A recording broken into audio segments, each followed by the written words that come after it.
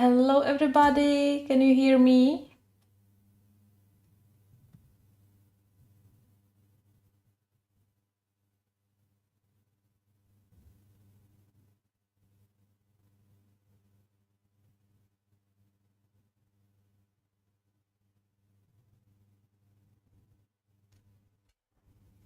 Hello.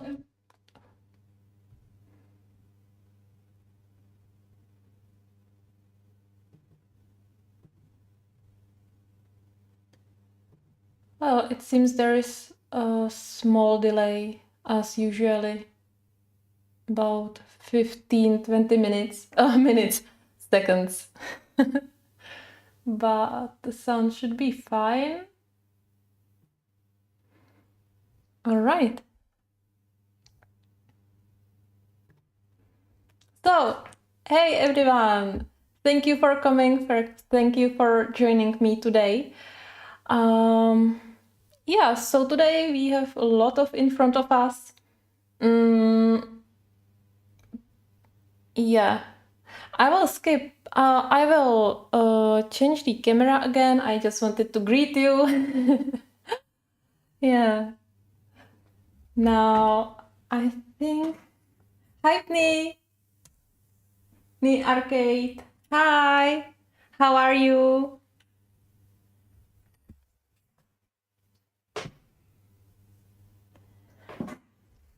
Hi, Ness. Hi.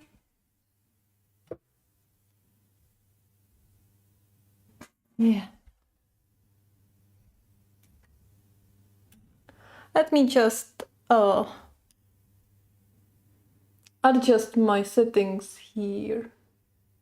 Seems a little bit not straight. Oh. This setting. Oh. I guess everyone knows. Everyone who also do streams. You know, I don't have fixed setting here. Hi, Anya. Hi. I don't have fixed setting here, so every time I go live, I need to set everything again. Should be fine. Yeah, I will go closer later, I guess. Hi, Leslie. Thank you for coming. So today the main content of this live stream, as you can saw in the title, will be coloring pages by Luart. I have 3 pages here. These are pages from Luart's Patreon. You can find it here. They also have an Etsy shop. And I got these pages not from the Patreon ship, but by one of my Patreon, Anya, actually, because she is in my membership. She is a super cat level, and one of the perk of this level is that actually you can ask for my advice, you know, and I will do live stream or some other form, and yeah, I can give you some advice, or I can give you my opinion on your page, you know, and if it's needed, I can just help you to like improve in some areas. So today I would like to go through all these 3 pages and focus on some areas on each of this page.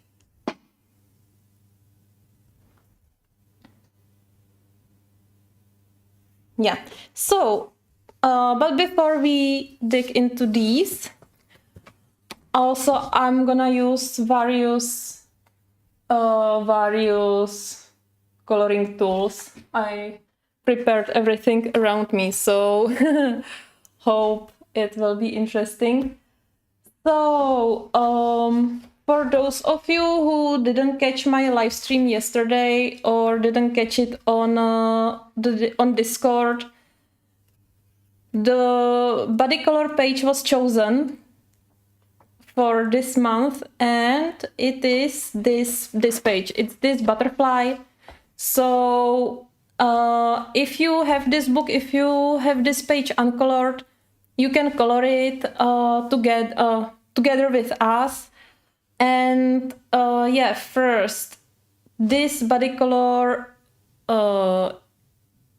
is like ends at the end of this month, so you have the whole month to color it. If you have finished it, just post me your picture on my Discord channel. There is a special channel, body colors, and at the beginning of the next month I will do a post. I will share all your pictures on my Instagram, so please give me your Instagram account so I can tag you, on the post. Also, on Saturday, I will do body color live on Discord. It will not be in this format. It will be on Discord, and everyone can join. Everyone can turn on their camera on the picture, for example, and we will color this page. Or if you don't have this page, it doesn't matter, you can join and color something else. And yeah, we will color and chat together. I think it will be interesting, and I'm really looking forward to it. I will give you an exact time, but I think Saturday will be the best. I know that Sunday is bad for many of you, and also Friday, it's a work day, so I think Saturday will work best. And yeah, you can count with the time around this time, For me, it's now is like 7 p.m. So around this time, maybe a little bit earlier, maybe a little bit later. So it was just a little bit a small update. Oh, it doesn't matter, Nest. You can join if you like, and you can color something else. So I have progress on this page. On yesterday's live stream, I actually colored all these rocks. Then out of the camera, I finished these rocks, and I prepared color combos for the clouds. You can see it's not perfect on these areas because I just, colored through this, but that's fine. What we were talking about on the live stream, I'm gonna do this planet as a sun. So I didn't think about it properly yet because I was focusing on the clouds, but basically this will be the sun, and then I will use some white ink and I will do highlights on all these rocks because I didn't make enough highlights for this to be sun. And the same thing I will do on clouds. And once the ink is dry, I will go over it with Prismas, probably with some Spanish yellow. It's too orange. What is the next one? We have Spanish yellow, and then with this one. I don't know its name, but it's PC917, probably with this one and with canary yellow. So it will look more like the sun reflections. Well, next, I have another progress in this book.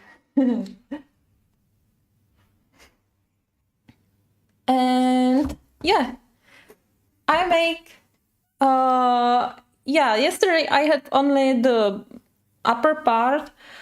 Today I did the tail, rock, and some details. And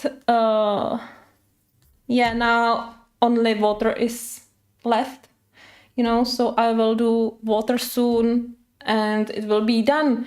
Also some highlights, and I will add something gold here on his earring, or what is it. Yeah, I'm very happy with that page. Actually, it wasn't so hard at the end as I thought. Cool. Now, I would like to recommend you this paper if you are using markers. I will do small demonstration.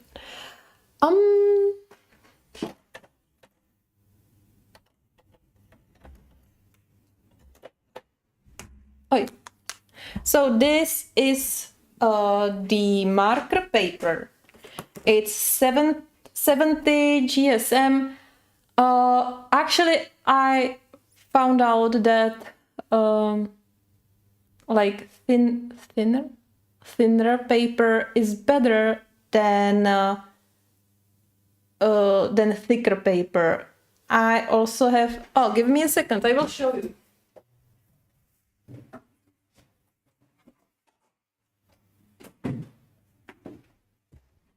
I have this book. It's Marker Pads by Ohuhu, and I don't know what is it. I don't know if this is 300 GSM or what is it, but you can see that even on this paper you have some bleed through. That's fine. That's normal with alcohol markers. Yeah, this is also very nice. You can blend on this paper, but what you have to do is to use too much markers, because all the markers are soaking into the paper, and so to have nice and smooth transition, you really have to use many layers. And also I can show you this. It bleeds through and it makes a mark on the other side, So I was really unhappy with this and really disappointed. I expected something else, something which will work more and better. So I found this, and this is very, very light paper. It's semi-transparent. I already tried something, and yeah, you can see it on the other side, mostly because it's semi-transparent. But let me show you.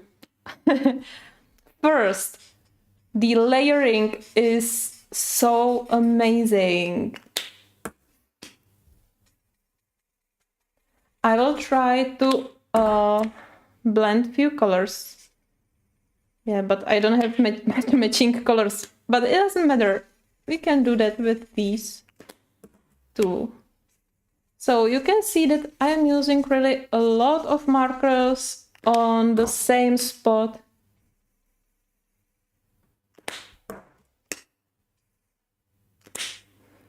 And you can really see how beautiful it is.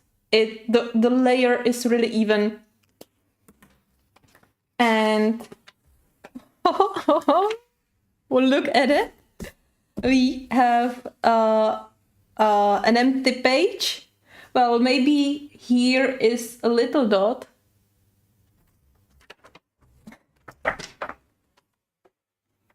I don't know if it's not even visible, but you saw how much I used on one spot. So this doesn't bleed through. So I was so amazed that I thought that I need to share it with you. So for those of you who use markers, who likes to print your coloring pages and then color them with markers, this is great paper. And also pencils are laying down very nice. I have here some Arteza pencil, and it also makes very beautiful, nice and even layer. Oh, here is some Prisma. Even though the surface is smooth, it goes pretty well.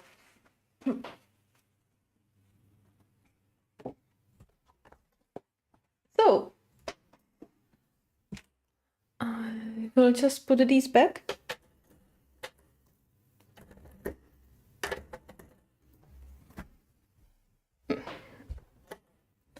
So let's get to these pages. I used two types of paper. For these two, I used this paper by Artiste. I don't know if you can get this brand, you know. I don't know if it's very so famous, but it's made in the UK, and I have a full set of acrylic paints, and I'm very happy with them. Hi Dawn, hi, how are you? And yeah, this has one GSM. Yeah, I get it today, so this will be my first time using it. And this page I printed on this artist design drawing pad. It's 140 GSM, and it's a little bit more thick. Yeah, obviously. And the structure is a little bit rough, but I don't feel very big tooth, you know? But it's a little bit more tough. You can see that this is Prismas, so there is a lot of missing space. The same is on the other side, because I felt that the other side is a little bit smoother, but yeah, the coverage is not so full, you know, so I could recommend this paper more for wet techniques. And because I use it because I want to use Inktense for this picture. And then maybe I will go over the Inktense with pencils. But that will be fine, because pencils will not be the main medium.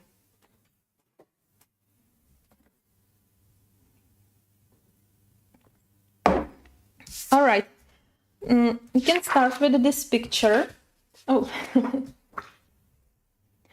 and I need only one thing. But where is it? Oh yeah.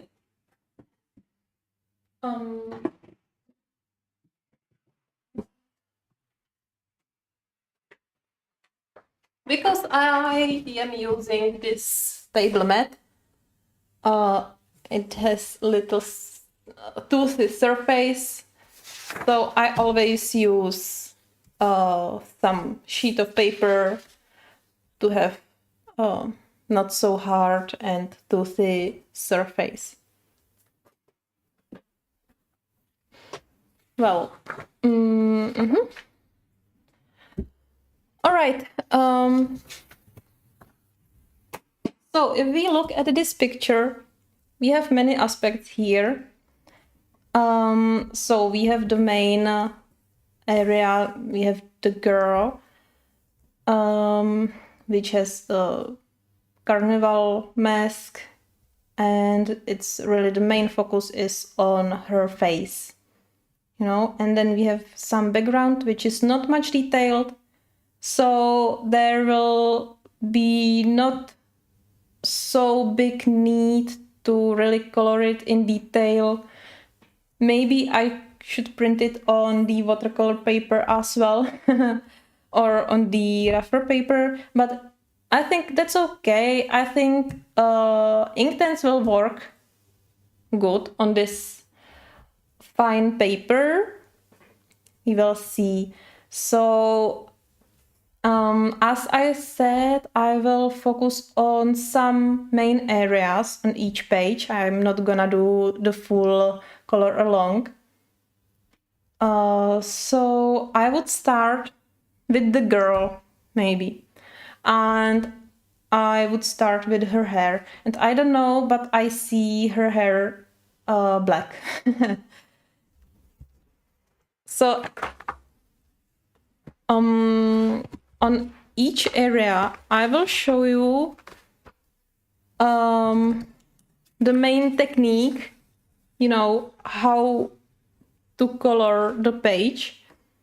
And all right, if you want to color black, something black, like hair, or it could be dress or so, I never use only black pencil. I use it only at the very end and only on details. So what I use, I will prepare all shades of gray, all shades of cool gray. I think, all right, let's take all. And you have two options. You can go from lights to darks or from darks to lights. I will go from darks to lights because for me it's much more convenient, I would say. And yeah, so let's look at the hair. This is grayscale. Excuse me. This is grayscale, and I see that the highlights are indicated very well.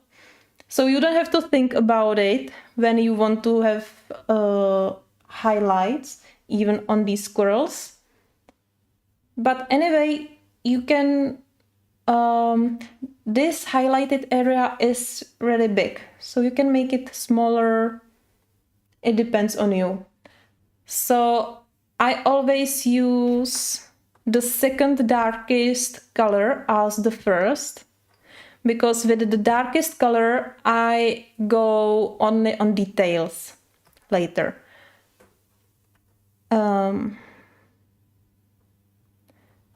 I'm thinking how much I'm gonna use the black, and if I will not use this 90% cool gray as the last color, maybe yes. You can always add more shadows. So I will start with 70% cool gray.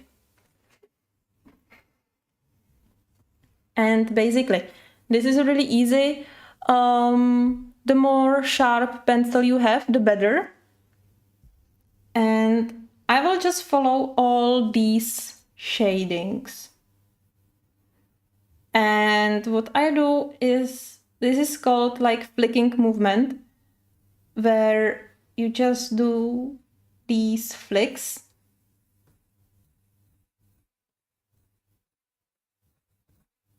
And you can see that I go further than it's indicated.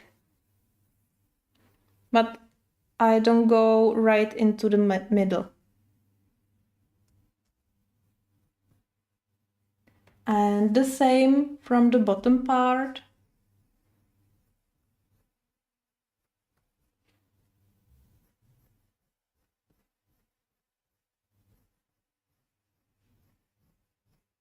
With Prismas, it's a little bit harder to keep a sharp point, but you can still use it. What I do every few strokes, when I feel on the paper that the pencil is dull, I turn it because you can see here the tip is a little bit more sharp, you know, so I will always turn the pencil so I have the point, the sharp point on the paper, and then I do few strokes with it. And if you don't cover everything here, like I missed a spot here, that's fine, because that will look more natural at the end. Because usually you don't have only one color on or one shade in your hair.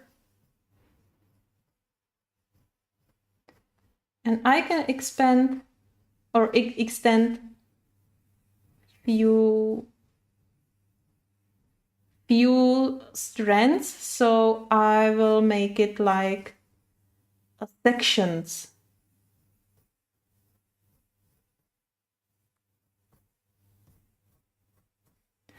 And guys, this same technique is for fur. If you want to color fur, you can use this exact technique. Yeah. Now I will go with a little bit lighter. I will go with 50% cool gray. And I will not gonna cover everything. I will extend the dark area a little bit more. But you can see that I'm not filling the whole part.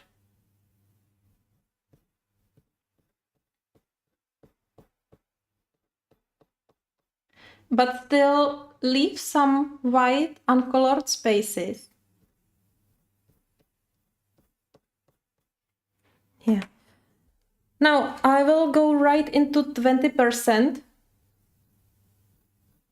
And now I can color through the white areas a little bit more. Only few strokes. I'm not filling the whole area. I just do this flicking movement over the light, over the white area.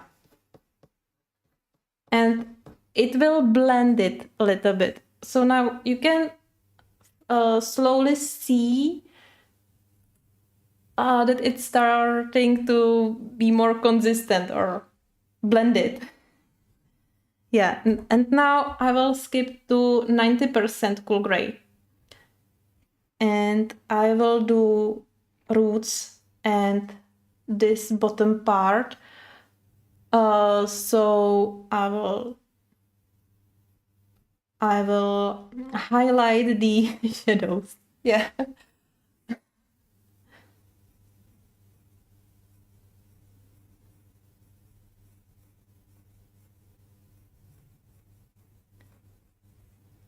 And don't be worried to do bigger strokes, because we want to have more dark hair now.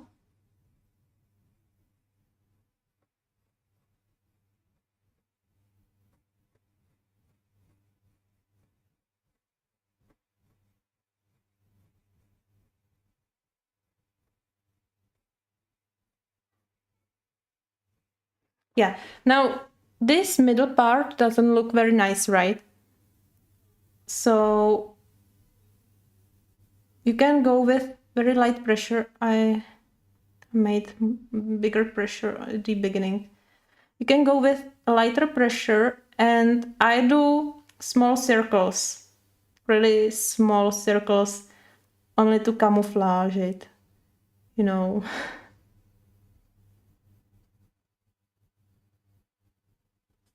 Now the middle part is darker, so we can go from the dark line and do few strokes.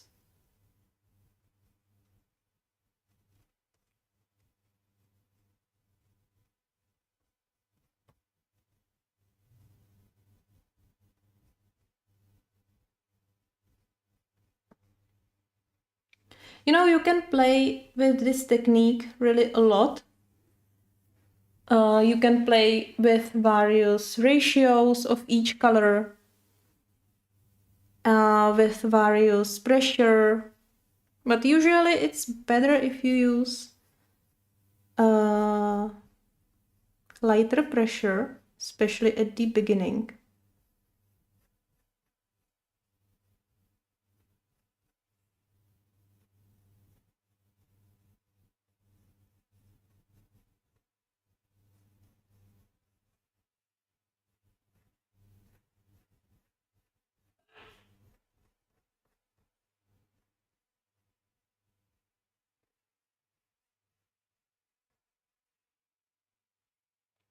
Also, what you can do, you can color the part which is in the shadow like this. This is the a little bit quicker way, you know, but only the bottom part. And then you do all these strokes from the colored part.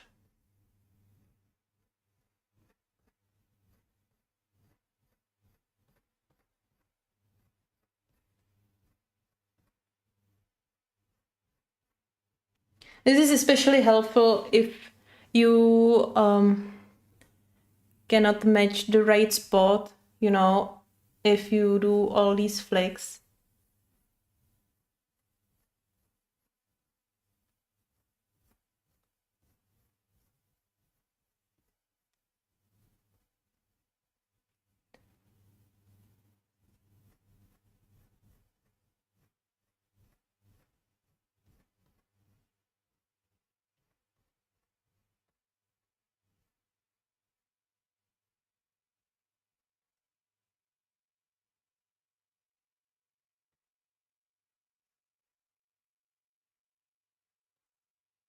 All right, now I will go again with 70% cool gray.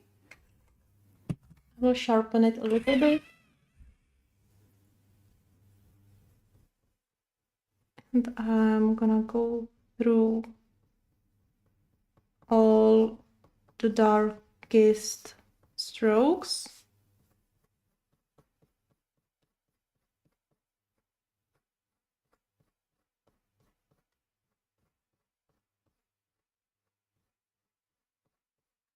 And yeah, now you can go even through the mist areas which were white.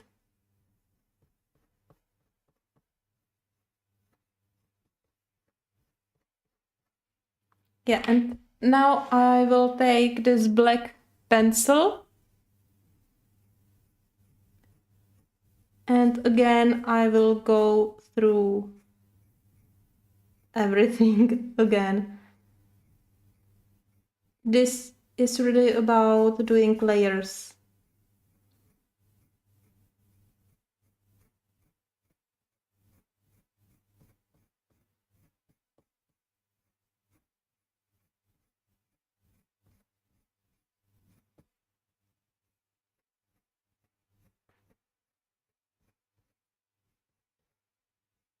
Yeah, see, I didn't match the right spot, so I went too far because I'm doing quick flicks.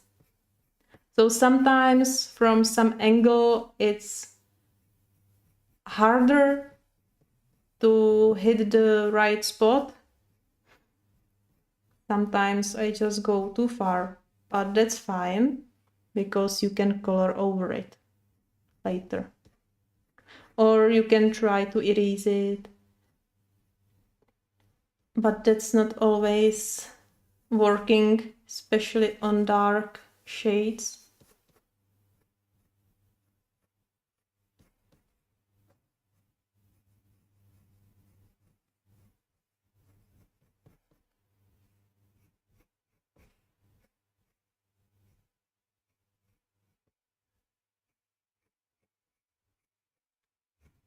And you can go over and over until you will be really satisfied with that.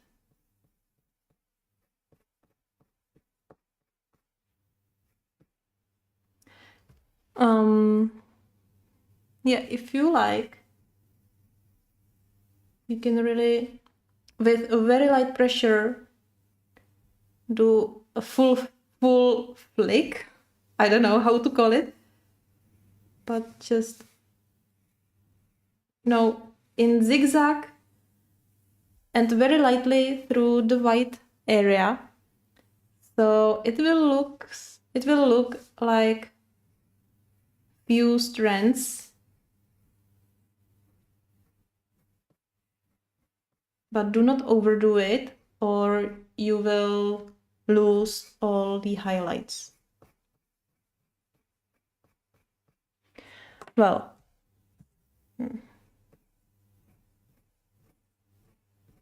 also try to follow the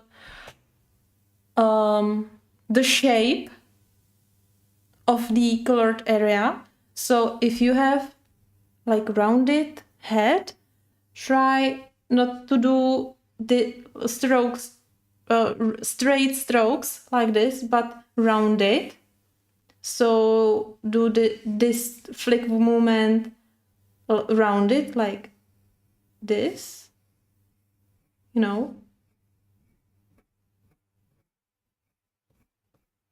and it will really create the volume. Sometimes I forget about it and I do few strokes straight, but that's fine. I did that a few moments ago, so I went again over the top of it and I did the correct strokes.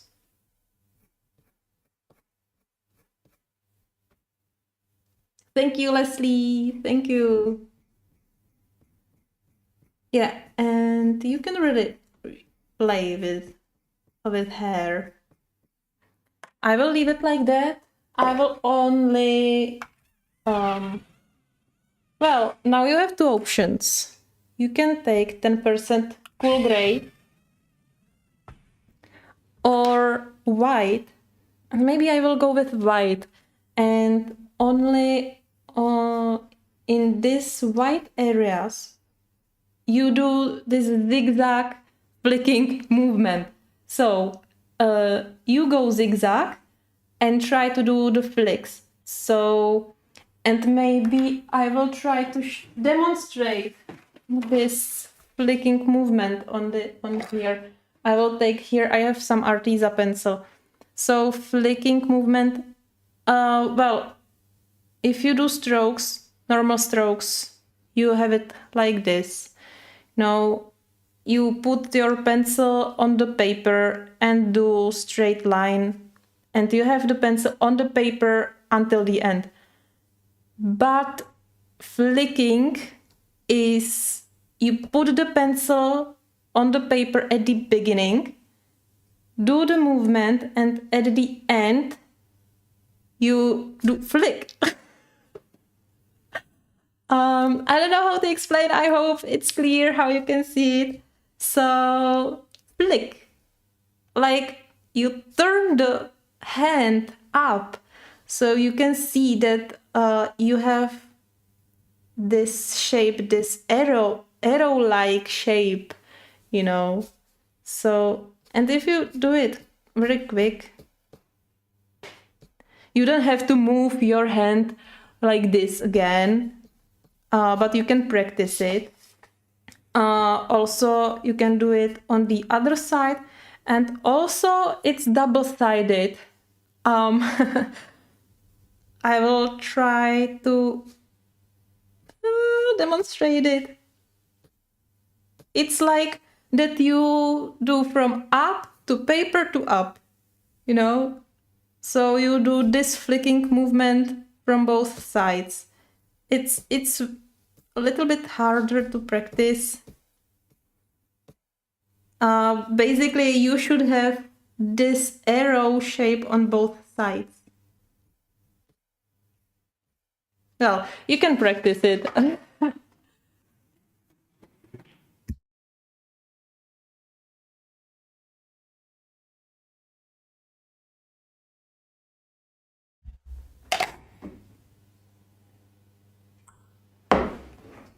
Yeah.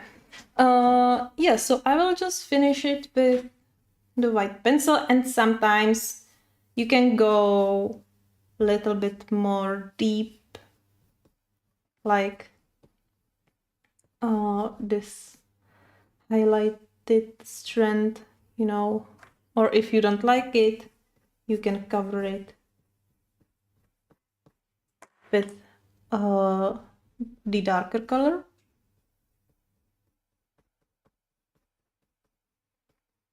And with white, go really only over the white area.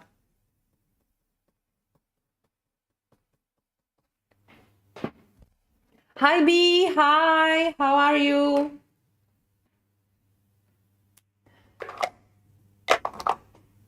So this is basically how you do hair. As I said, you can do much more layers. You can go over and over with all these pencils. You can add another color. For example, if I would like to add a little bit red,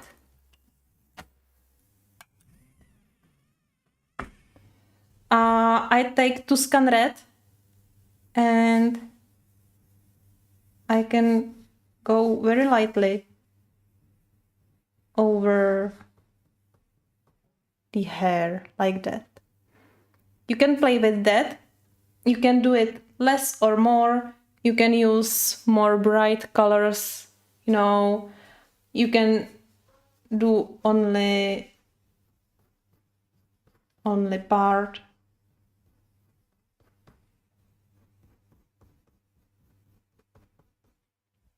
Yeah, then you can go over the black to blend it a little bit. Only on these dark areas. And I used white to blend it into this white or highlights. And now she has only like reflection of red in her hair. You can use brighter color. Yeah, I should probably use some brighter color. It could look nicer, you know, but it really depends on you, what you prefer. But this is how you can add more colors even into the black hair.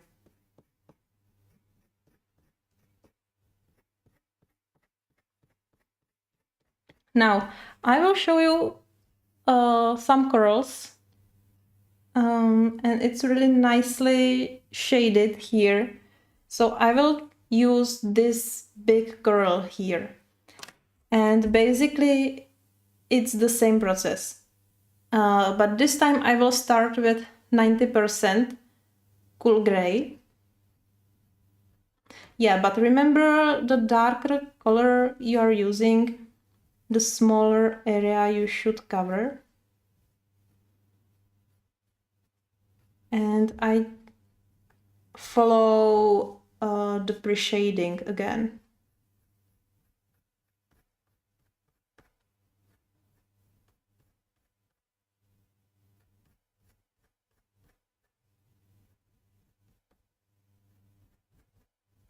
So we see some sections of hair.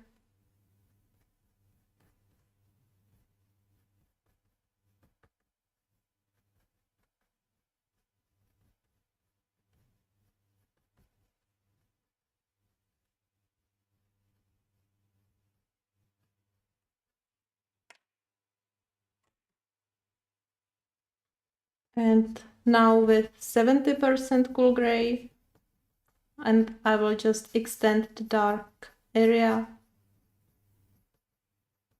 And if you are in such a small area like this, you don't have really use so much shades. So now I will go with white.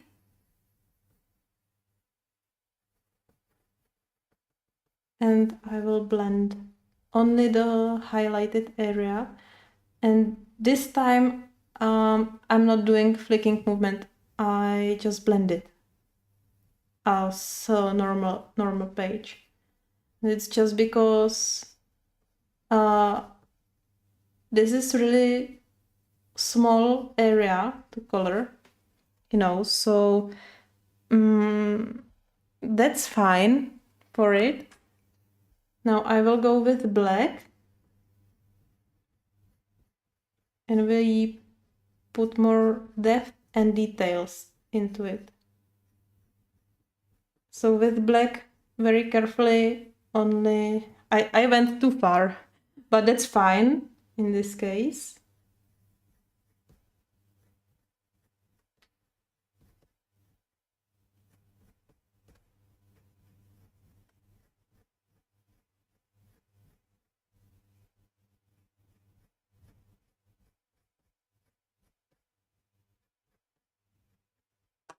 And again with 90% cool gray.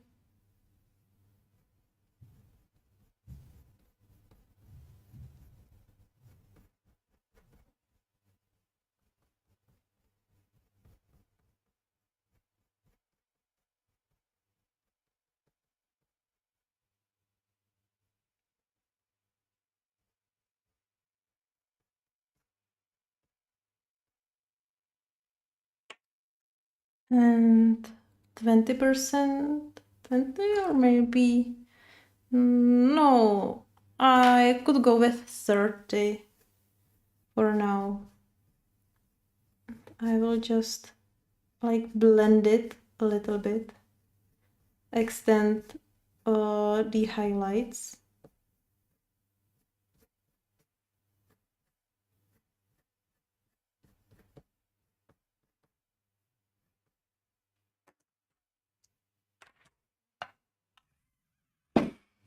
And with black, now only really on the edges.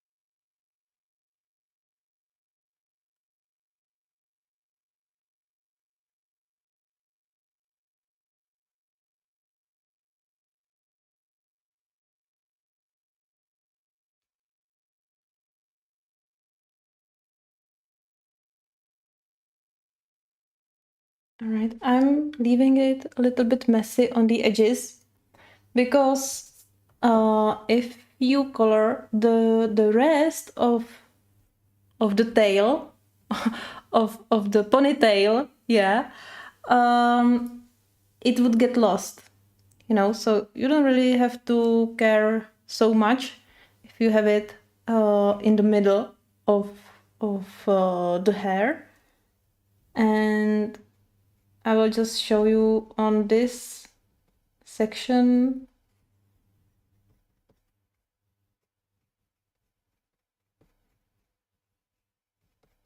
If you follow all the highlights and so on, and pre-shading,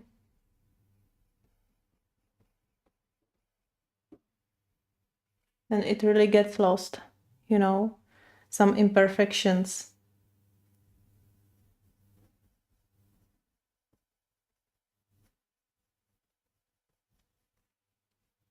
Of course, the more time you spend on it, the better the final result you get. And also, as I'm coloring, I see that this paper isn't so perfect for Prismas, maybe because it leaves a lot of white spaces, and normally I would use a blender, but I don't want to lost the structure of the hair. But maybe if you do flicking movements with a blender, you can get some good result. Yeah, it looks much smoother. I will use it on this section as well.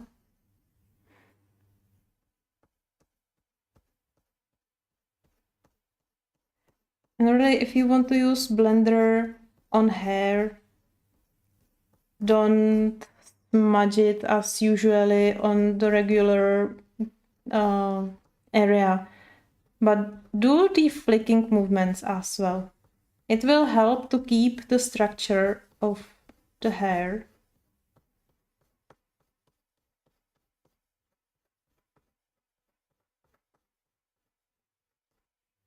Yeah, it looks a little bit darker, that's fine.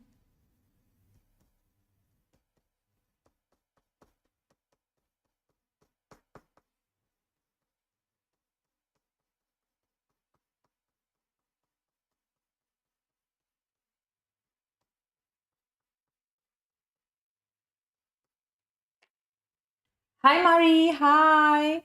How are you? All right, so that's for hair. Yeah, basically you would color the rest of the hair like this.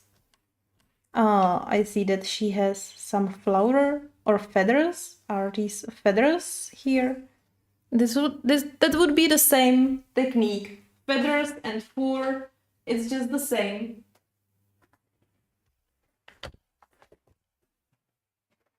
Now I will take my polychromos.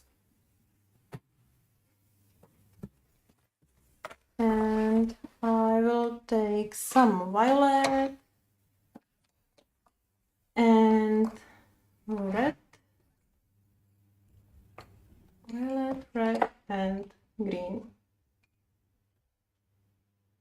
Let's try this green. Now I have these three colors. I just chose them randomly. These are polychromos, and I will just very quickly demonstrate some of the feathers. I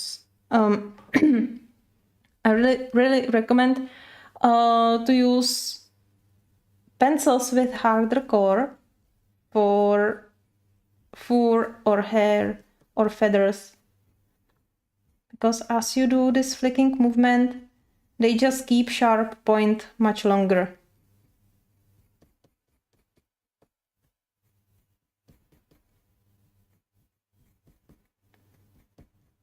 And you just do these flicks all around it, especially in the middle and at the edges. And maybe I will go with some lighter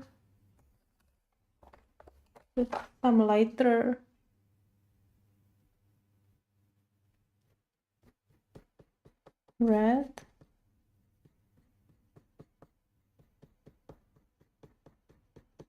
Yeah, and you can add a little bit of this violet.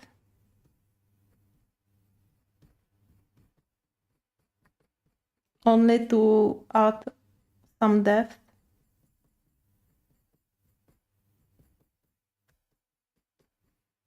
Yeah, and you can choose colors which you want to go together, and you can do all the feathers like this.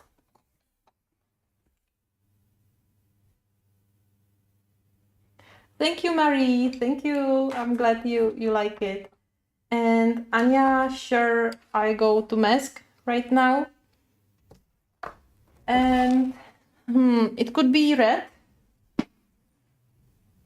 It could be red with gold ornaments and outlines, or black. Red or black. Let's make it, well, let's make it, I don't know, maybe black and red? No, it's like one part here.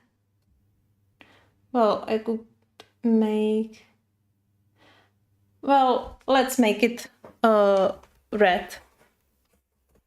Red and gold. I just transfer my pencils here. So we will need some dark and light reds.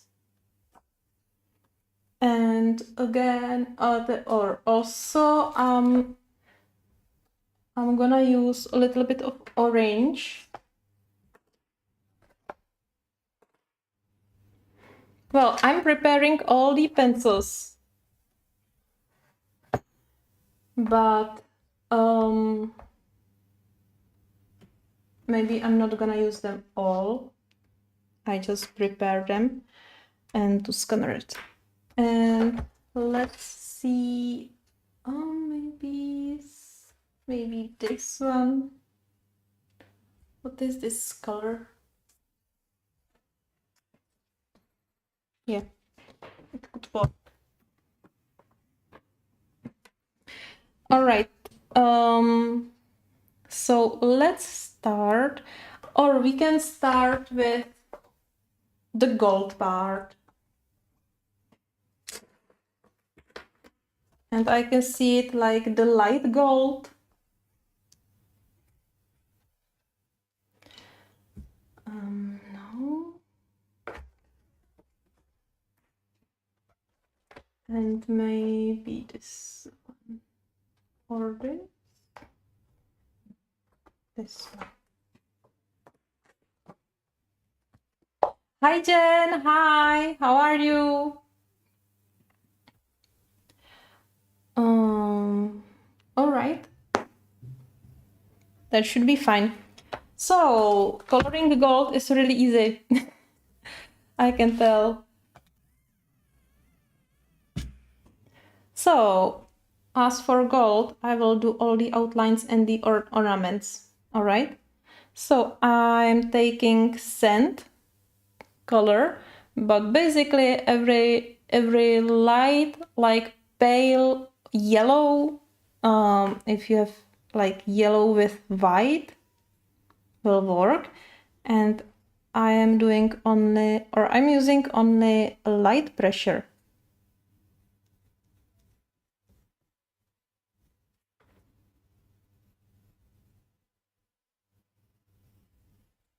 Well, a little bit harder here. Thank you, Jen. Yeah, I'm great.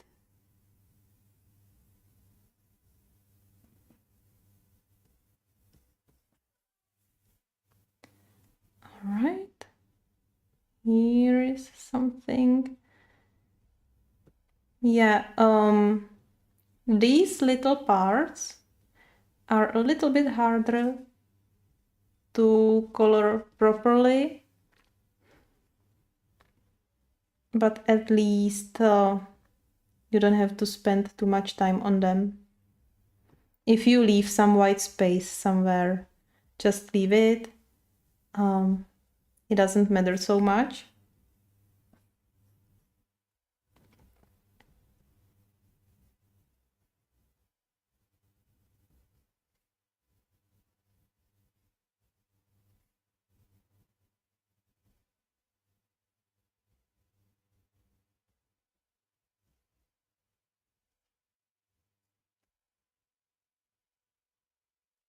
All right. Now I will make it weird. And now what I do, I have here a few brown colors. I'm not sure if I use this sienna brown but I have it here in case it will be needed. But I go with light umber, and basically it's really easy. You just color few areas. Usually I don't think much about it, but if you look at her eye and you see the pre-shading here or on the mask, you can assume that this part will be darker. Because gold is shiny and it's very variable. You know, you never can tell where exactly the shine will be on two same objects, because it depends how it's made, how it's sharp or bent or everything, you know, what the position is. For example, on this eye, there could be more dark, and on this eye is much lighter than this. No, so you can think like this, and somewhere in the middle between on this whole part, I will do another. So, and the same here. And on the other eye, you can go similarly.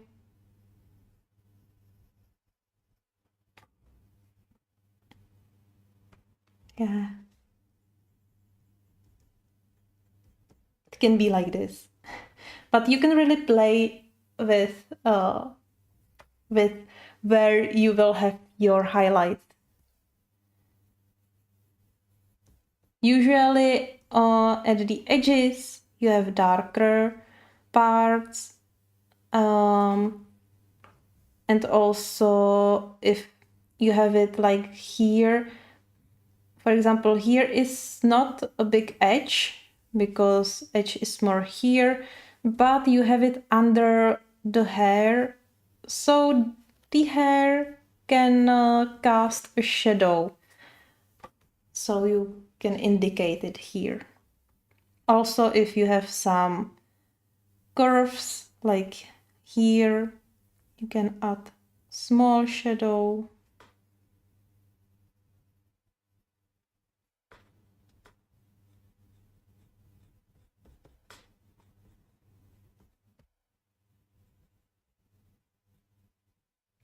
And it doesn't have to be the same on both parts, you know, so I made the full area here darker, but here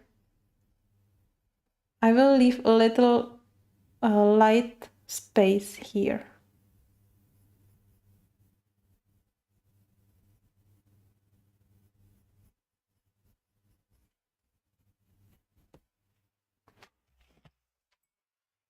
Hi Zan, and thank you.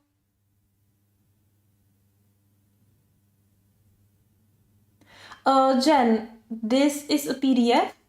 This page and another two pages, which I will be showing after this one, are available on LuArt Patreon. As I was saying at the beginning of this stream, I have these pages by my Patreon, Anya, and because she's a member of Supercat level, so one of the perks is my advice on some coloring pages. Also, please guys, make sure that you have set the best quality of this video, of this stream. If you go to the bottom part of the video where you have the play button, there is a gear cog. There is a cog.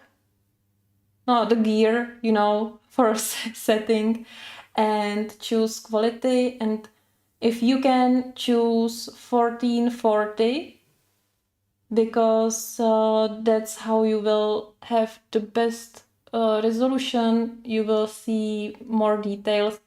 I say it because usually it's set up on auto quality, which is not always the best. So only to let you know.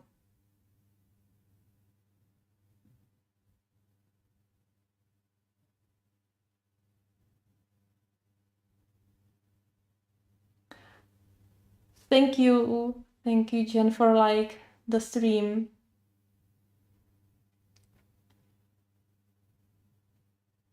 Yeah, Marie, I'm glad that it's helpful.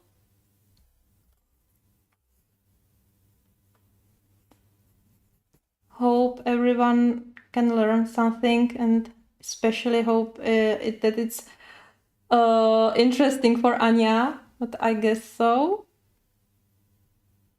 On these small ornaments, I usually do, well, for example, this heart. You can do one side, you can color one side, or you can color it in the middle, like this. And if you have some corals, then I do both edges and leave the middle part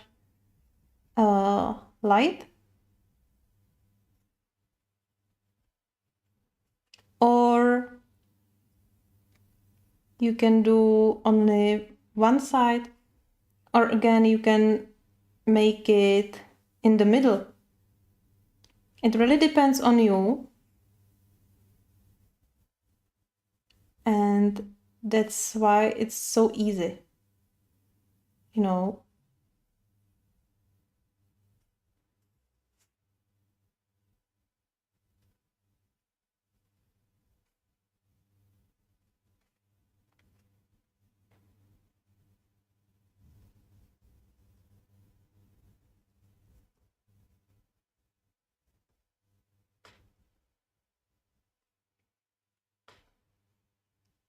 There's too many ornaments.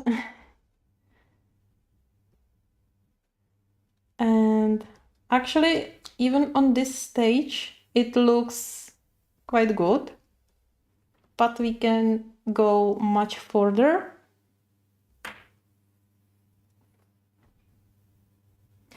And well, now we have so many options.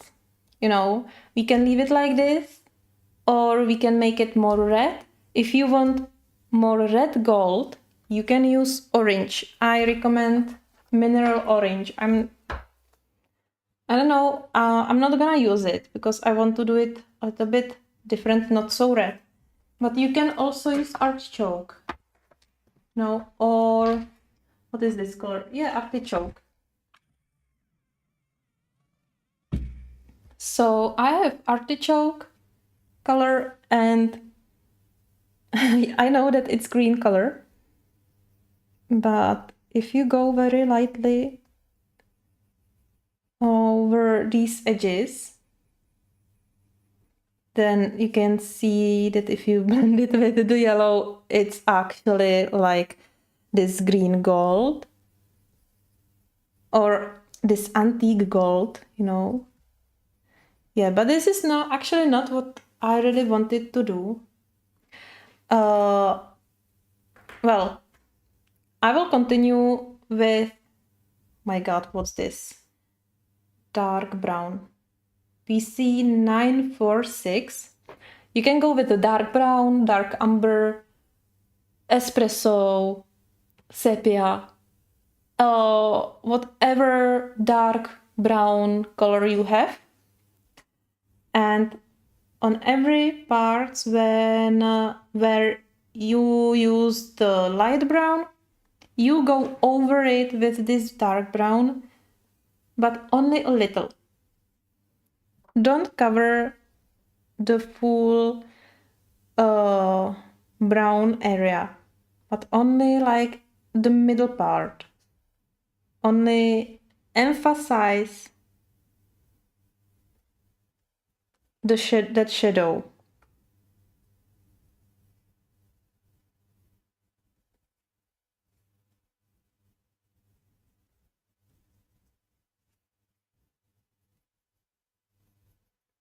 Or you can go more on larger area with but only on the edge.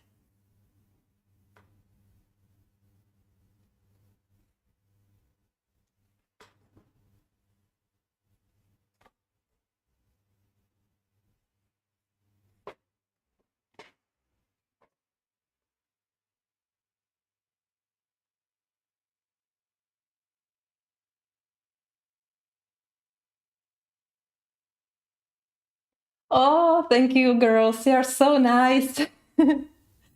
Actually, color silver is pretty much the same, only with different colors. You know, you can use various shades of this cool gray green, cool gray color or warm gray color. It depends on what look you're aiming for. Yeah, and on these small, you can do really a small dot or small scribble.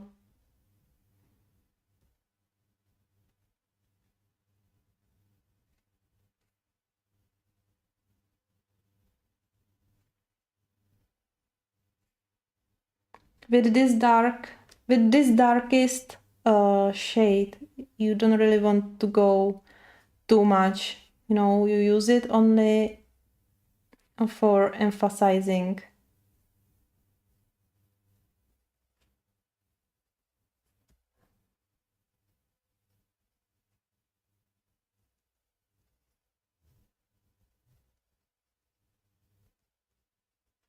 Yeah, right.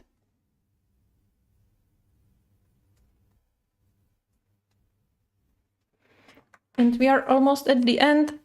Now I will go with PC942. It's ochre, yellow ochre. And let me just sharpen it a little bit. I cannot put it into my sharpener, like electric sharpener, so I will use my manual sharpener. I'm using this by Cretacolor.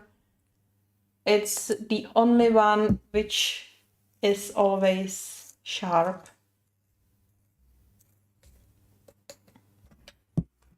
Yeah, so I will go with this yellow ochre and I will extend the areas where I used the light amber or the light brown color.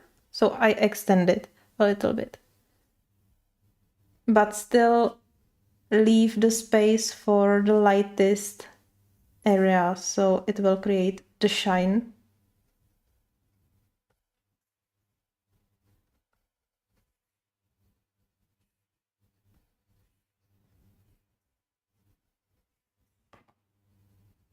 And there is really many ways how you can color gold.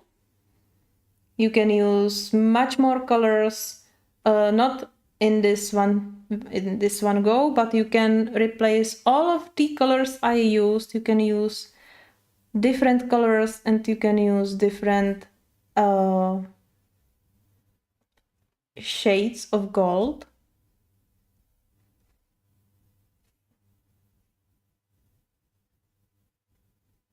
So yeah, I'm focusing now.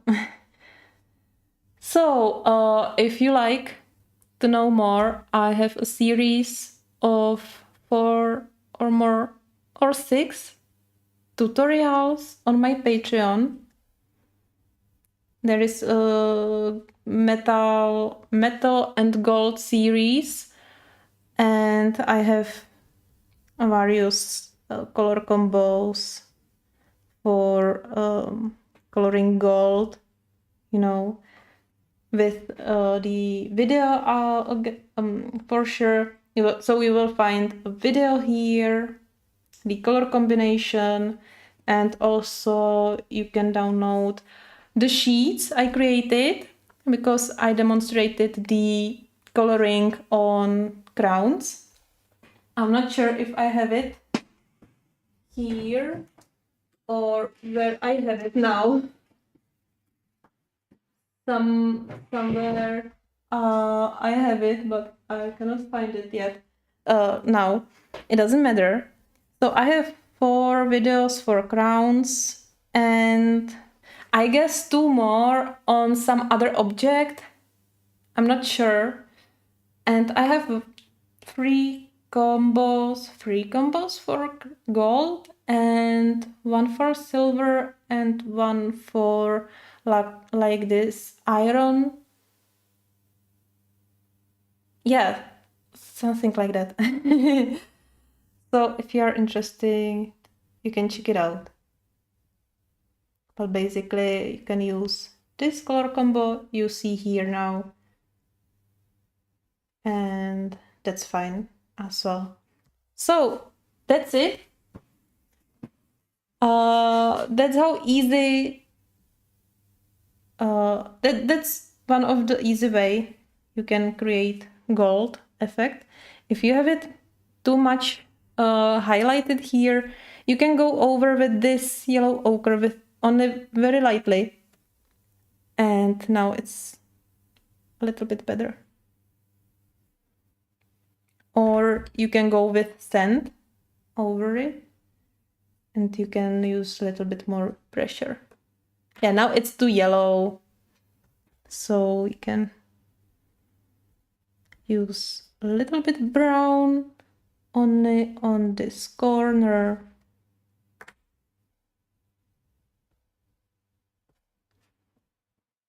Yeah, so let's leave it like this. All right, so that was gold.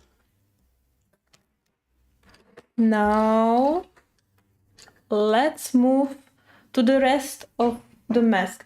And I didn't color these. I will do only quick quick gold like something.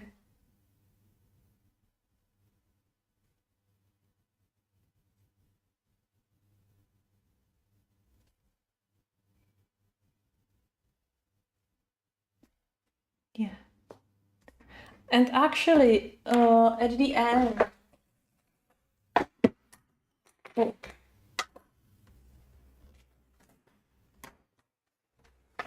at the end, you can use a white acrylic pen. I am using Art Magico.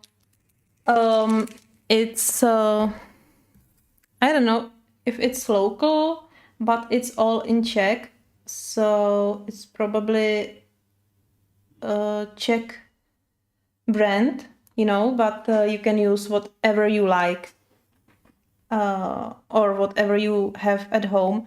It doesn't have to be really always Posca.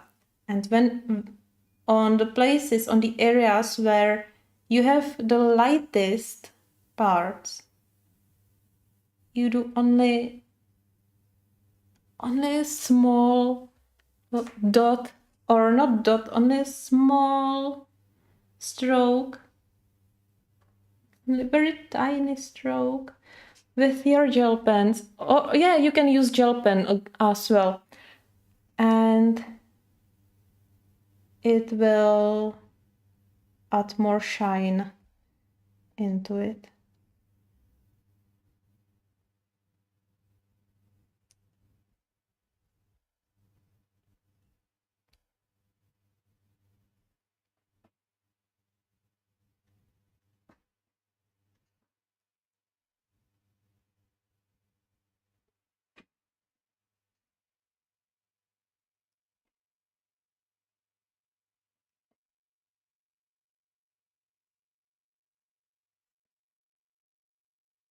yeah.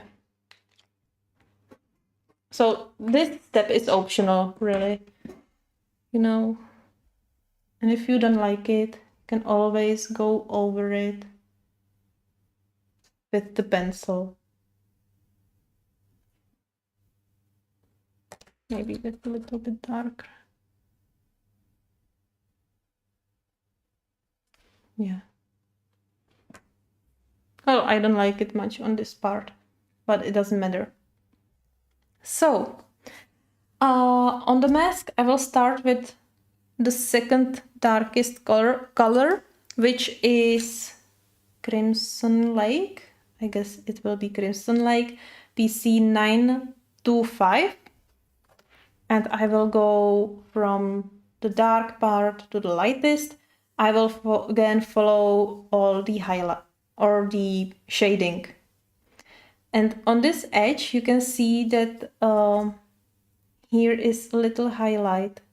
You know, you have the shadow here, then white part, and then you have the edge. That this is really nicely shaded. And this is exactly what you will follow. You will leave that space here.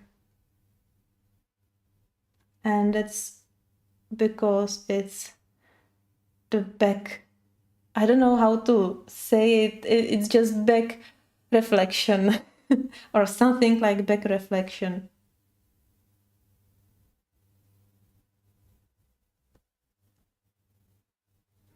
So I go with the edge.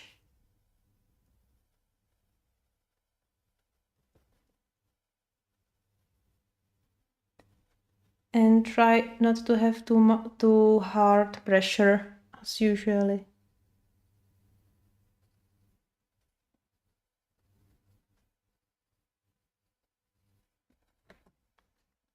And here, this part is a little bit lighter.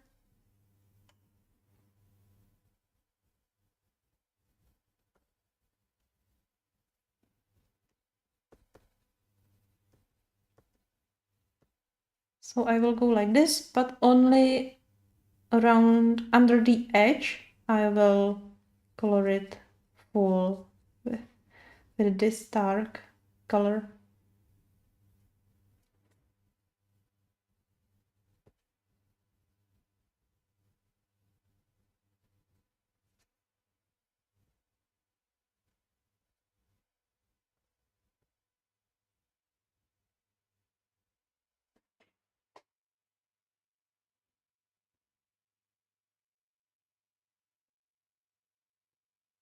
Oh, really? Leslie, you have checked bakeries there. Yes. We are known for all these breads and cookies and cakes. That's great. You know, that's what I'm missing. For example, if I'm, or not now because I don't, I'm not eating sweets anymore. But if you go to Spain, they don't have very good sweets. You know, they have really different ones, and also they have really different breads. You know, I think they don't have like bread like we have, more like dumplings or croissants and so on.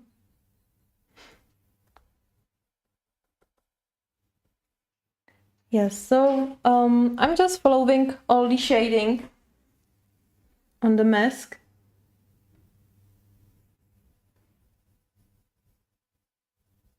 And yeah, you can add your own shading if you like.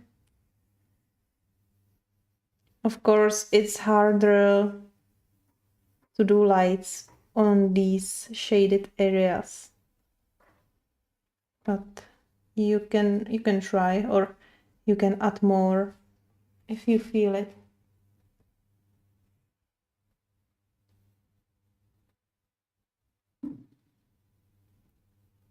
And the more to the edge I go, I try to have more light pressure because I will blend more colors.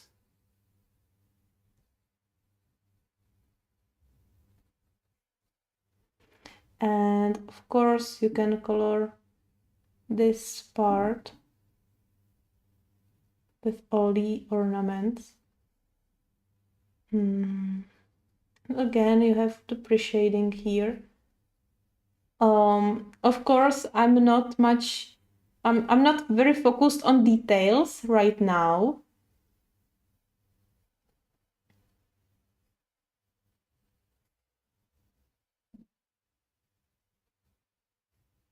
No, so basically you would continue like this on the whole mask. You would have darker here. I will just indicate it, right? So you would have darker here and around all the edges.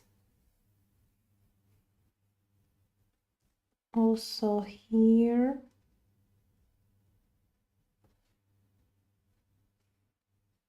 But I would leave this edge uncolored now and darker here.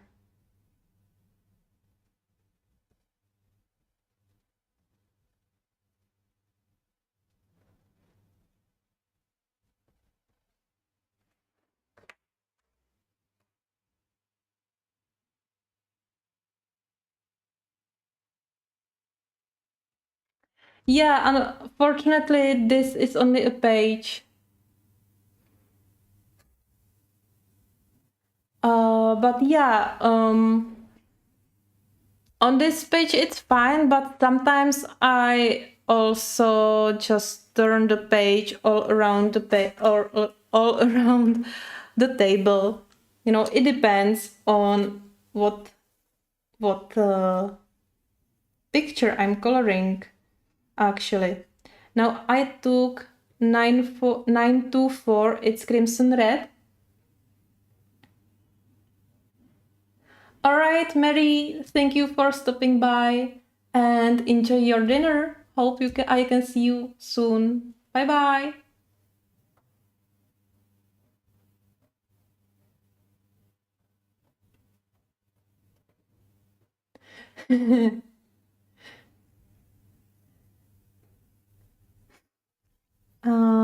Yes, so this is Crimson Red.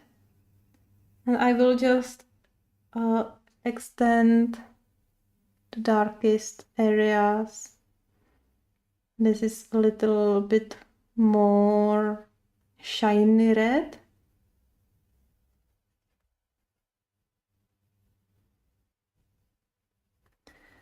Also, I can use this color and color over the whole area which I colored with the previous color.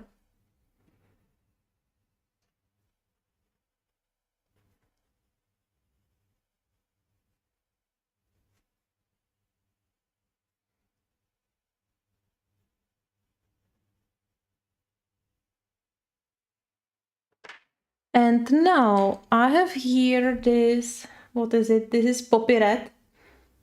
And this is very beautiful, a bright red color, which creates these beautiful highlights. So I will just blend it.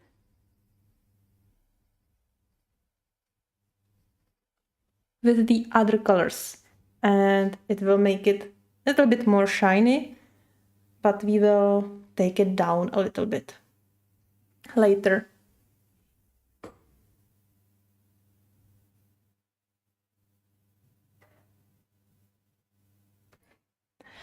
Yeah, you know, actually, I get used to color like this because, yeah, I started to make videos.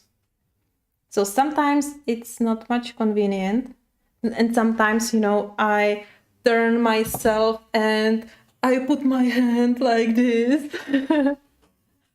So sometimes it's really fun. Oh, yeah, but that's fine for me.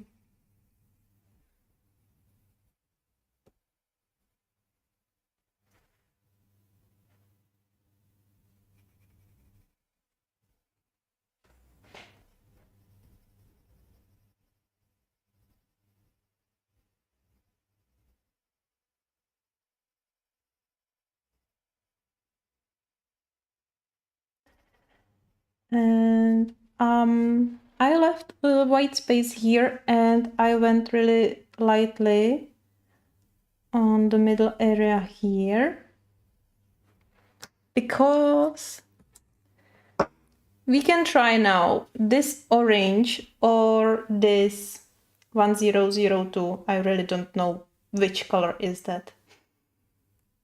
Some Spanish yellow or something like that.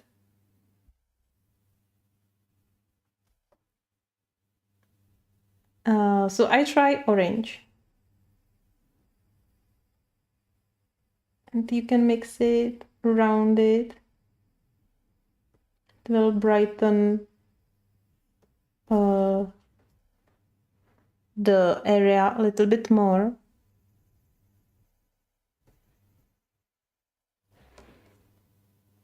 Or you can use this like Spanish orange or yellowed orange and go over the area.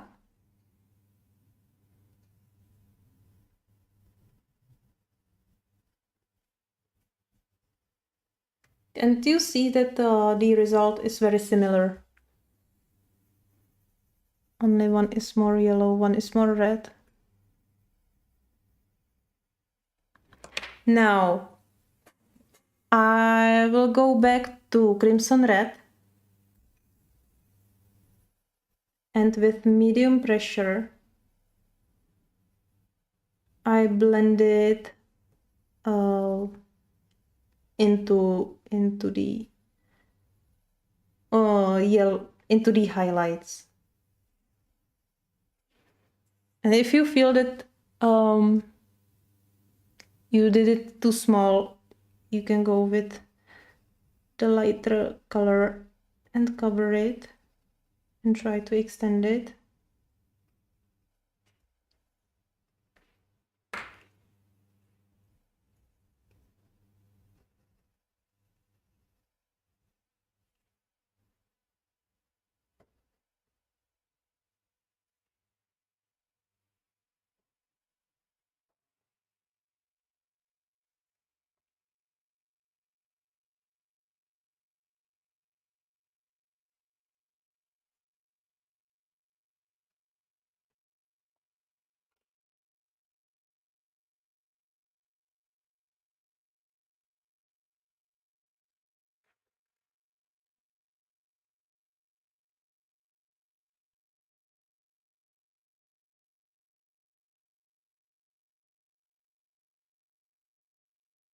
So you can see that I do it very quickly, but you can spend more time on it.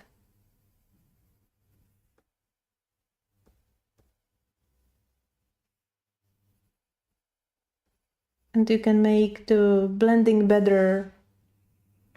You know, you can focus more on details and so on. Now back to Crimson Lake.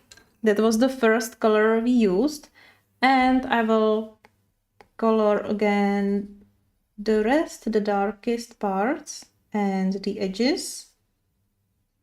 But this is still not our darkest color.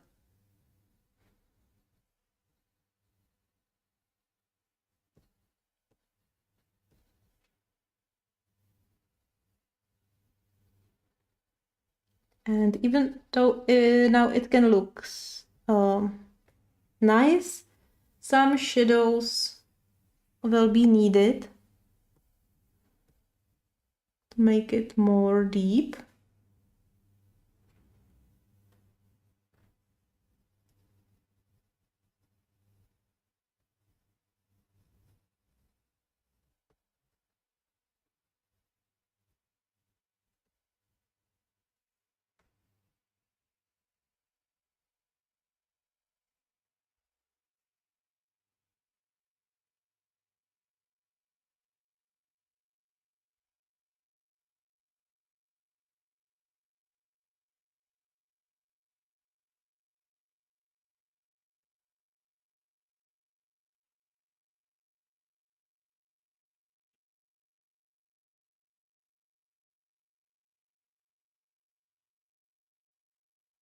All right. And now I will use Tuscan Red, and I will do more shadows. So I will do only these darkest parts. Oh, and don't forget, we left some space here.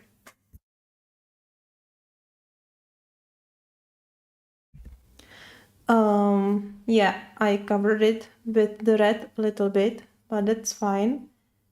And you can use this yellow or orange, you know, and make the reflection here, but you would be more careful than me now.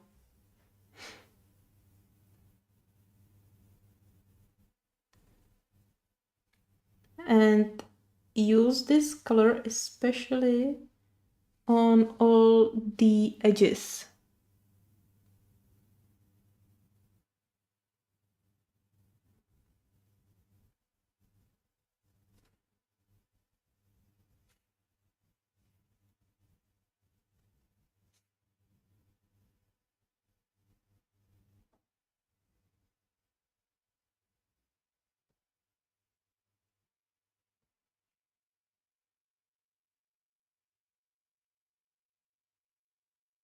Here, because we have this wave here, so this is the part where it will be the darkest.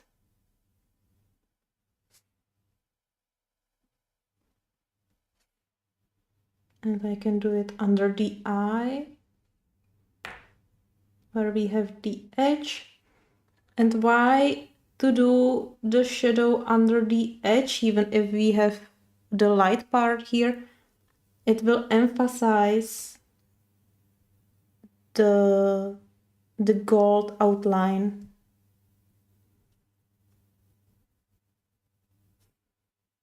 And here the bottom part only. Yeah.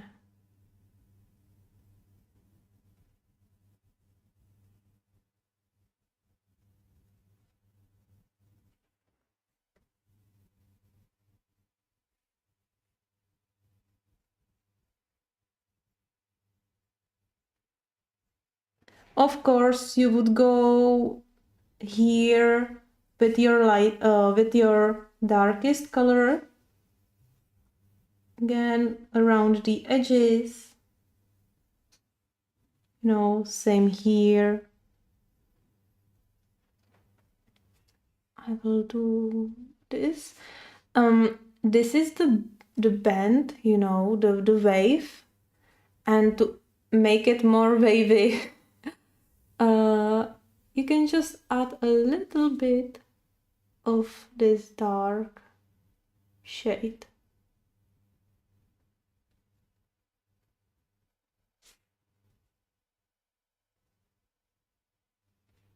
And it will create the illusion that it's wavy.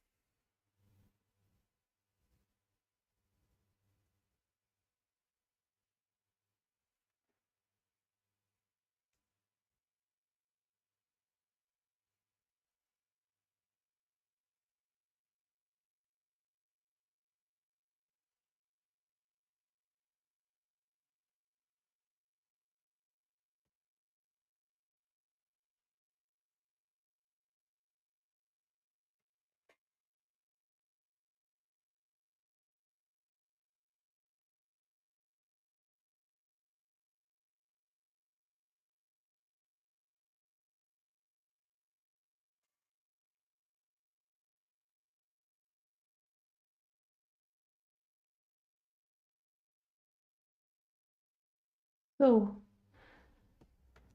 yeah, I will blend this with the Crimson Lake because it wasn't very smooth.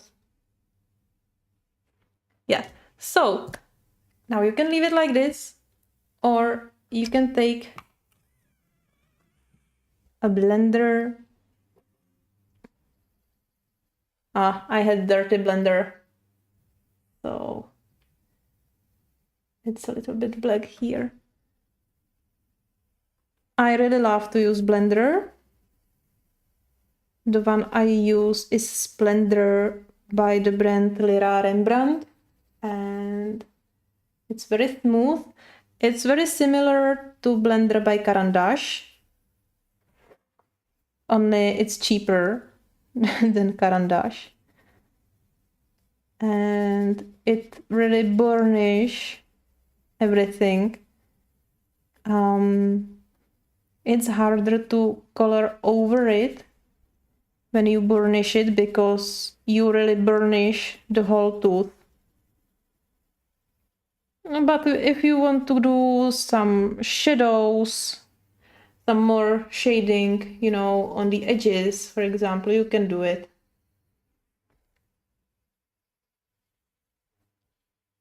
But I like to use Blender because the surface is very smooth after it. Yeah, so here we go with the mask. Yeah, I'm glad you like it, girls. Of course, you can make all the edges much darker, and that's why I have here black cherry. If you want to make it darker, if Tuscan red is not enough, you can go with, what is it, black cherry,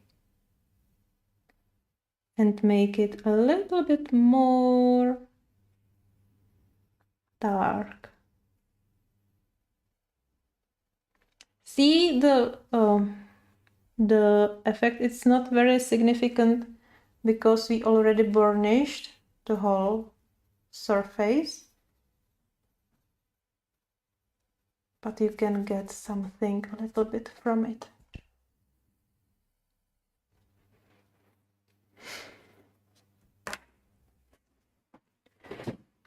Great. All right. Now, we are almost 2 hours in stream.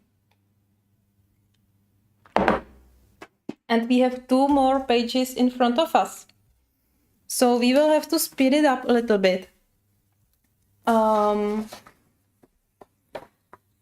Let's see. Anya, what do you think? Which page would you like to try? How about this one? I would use Inktense this time for this picture. And I would focus on the pillars and on the dress. Because hair would be the same, you know. Then on this picture, we can focus on face and maybe the fireplace. So let me know, what do you think? I will take a sip of water.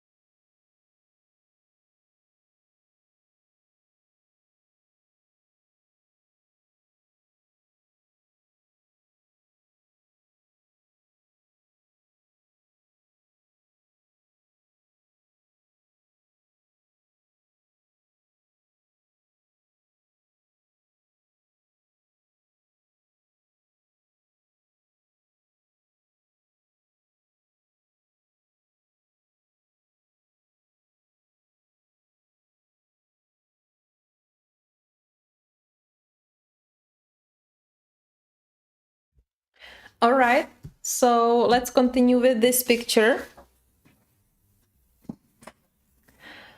I will just put all my pencils aside.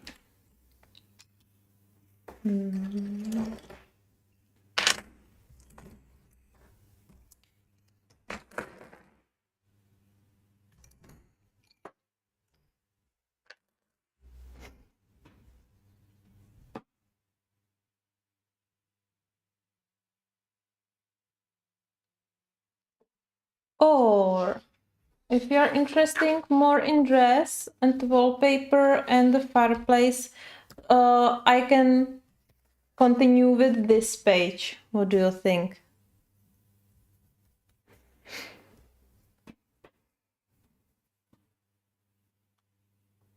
And I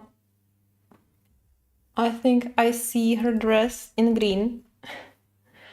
So we can make it green and all these something. How is that word? Lenses.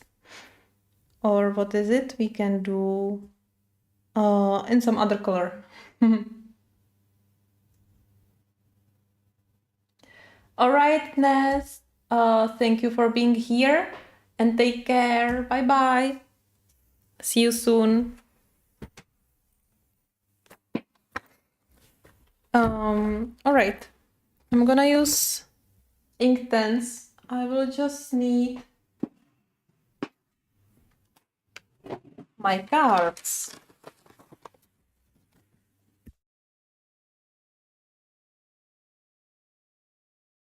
Because with Inktense you never know which color you are using. So I have all my swatching here and I would go with these.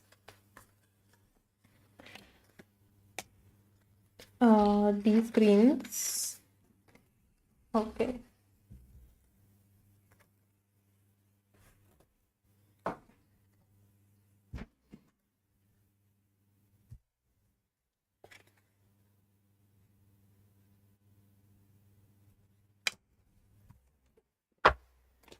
So this is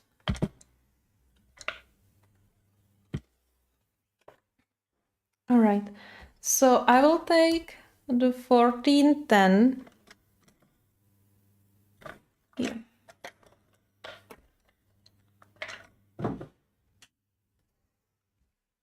And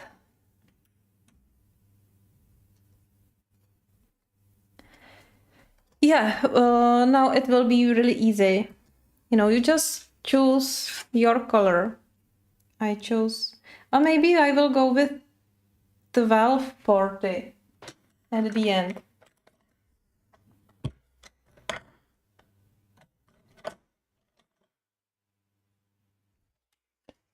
And 1240. And this one, no.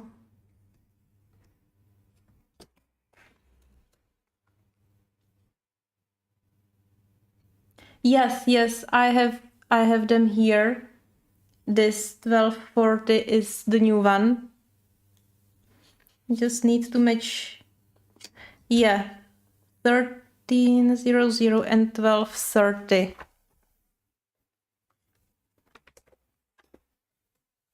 12. Okay. So I will go with the lightest color. And I will just color the whole area.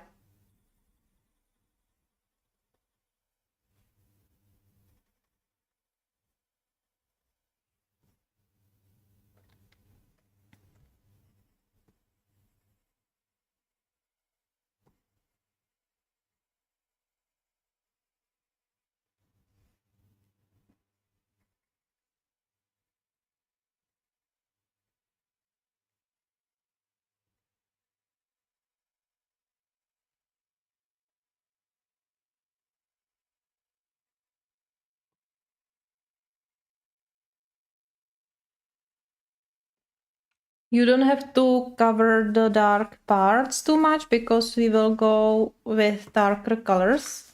right over it.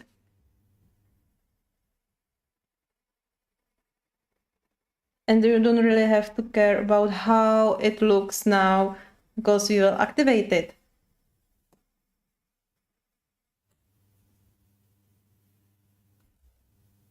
All right, Jen, thank you for being here.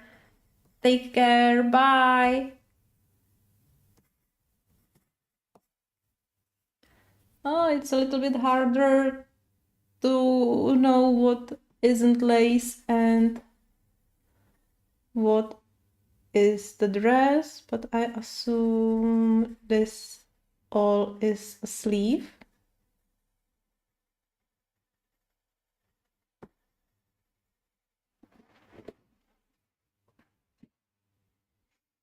Yeah, it's okay. You can use some another light color, you know. It's always like you always want to have light, medium, and dark shade of the color you want to use. So, for example, if you would like to make this blue or red, then you just take 3 shades, light, medium, and dark, and you are good to go. Now, teal green. This is the original. And we'll follow all the shadows again. It's really easy with these pre-shaded, with these grayscale pages, you know. And also I'm not only following but well, it was darker here, right? I don't see it properly because I already covered it with the light green. Yeah, but basically to create dimension you want to have darker edges and lighter center.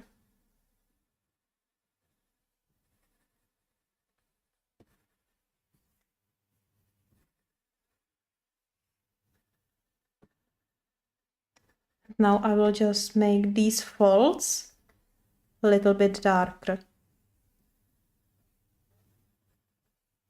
And on the middle part, on the main part of dress, I will go darker in the edge, from the edges.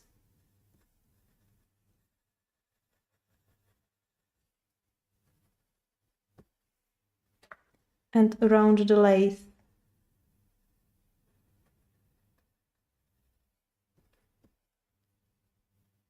The same here.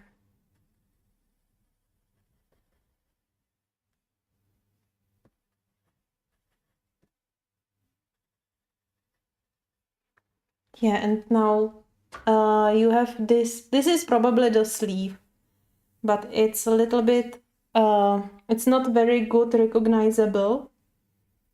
So you can follow easy roll, darker on the edges and lighter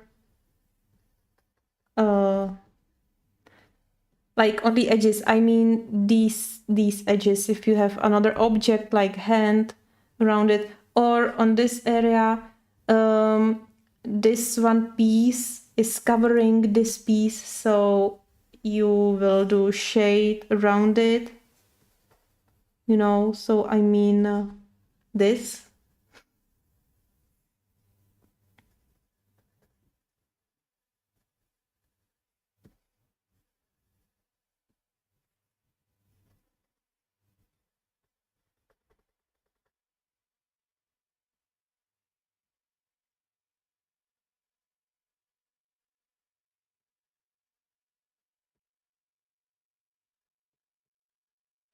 And here we have really a large skirt.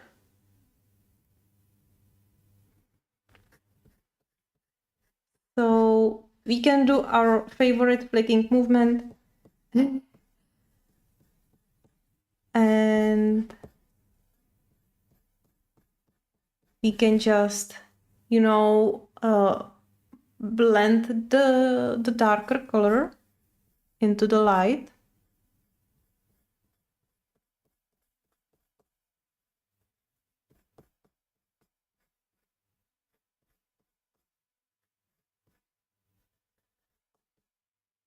All right, and sleeve. And if you have folds like this, then it's really easy. You always see that this squirrel has this part on top, and you want to make this lighter.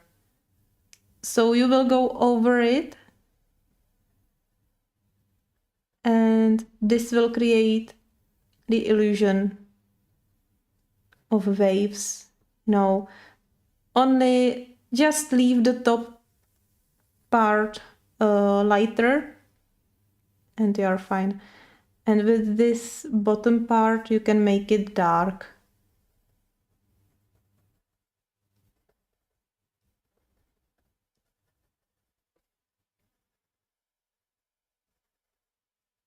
And actually it's the same with all folds. Like here, you know. Choose one side where you will have lights and leave one side lighter.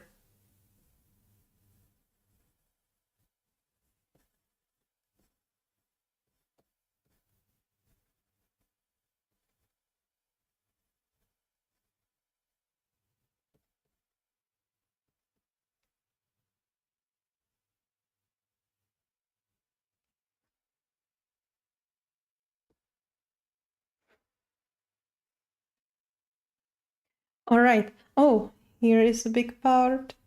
All right, I'm gonna leave this uncolored because it's practically the same as all other parts. You know, you just color everything under the lace and that's practically it. And on this part you would color with a dark color this part and this, you know, and you would have this all lighter. Now that's not all. I will go with Mallard green, and this is the darkest green. This is your dark green or dark color from your set, you know, if you have light, medium, dark, and you go only where is the biggest shade. So it doesn't have to be everywhere. You do it only like this. And on folds, and here is a big dark area, but color only the small part around the sleeve a little bit, around the lace, but again only a little bit. That's enough.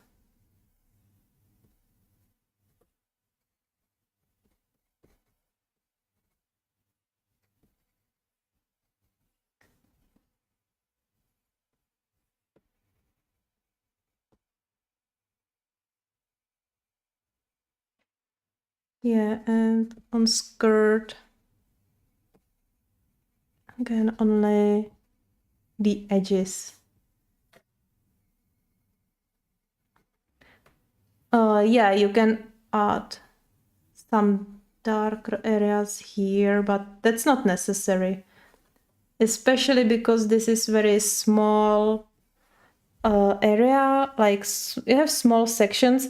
I always take it like how to show it. This, what is between the pencils, is one area. You know, you have light, medium, and dark, or light and dark. So that's one section. This is another section. This is another section. this can be another section. So you can see that this is really, these are really small sections. And now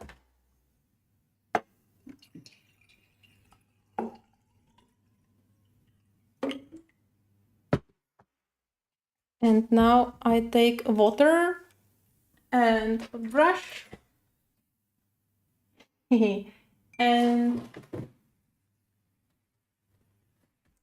this will be something very quick.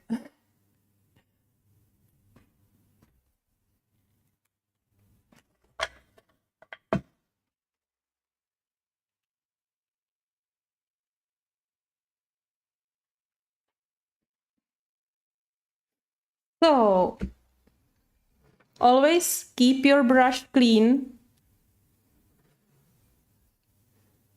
and always, just remove the excess water and start from lights to dark areas. We have these folds which are dark, so we will start, or I will start from this part, from where the folds starts. And to make it quick and easy, what I always do is that I use the whole brush and put the brush on the paper and do a straight movement. You will activate all three shades at once. Now I can activate it more with more detail, but I always try to keep the belly of the brush on the light, and if I'm activating this dark, I use only the tip.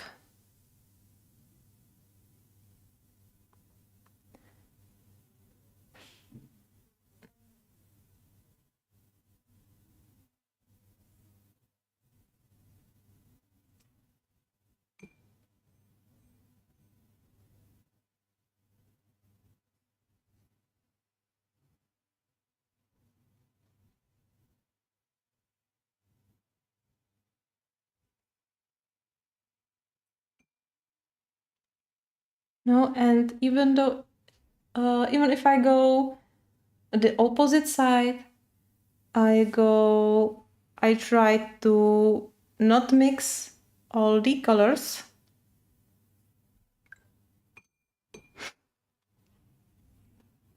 Yeah.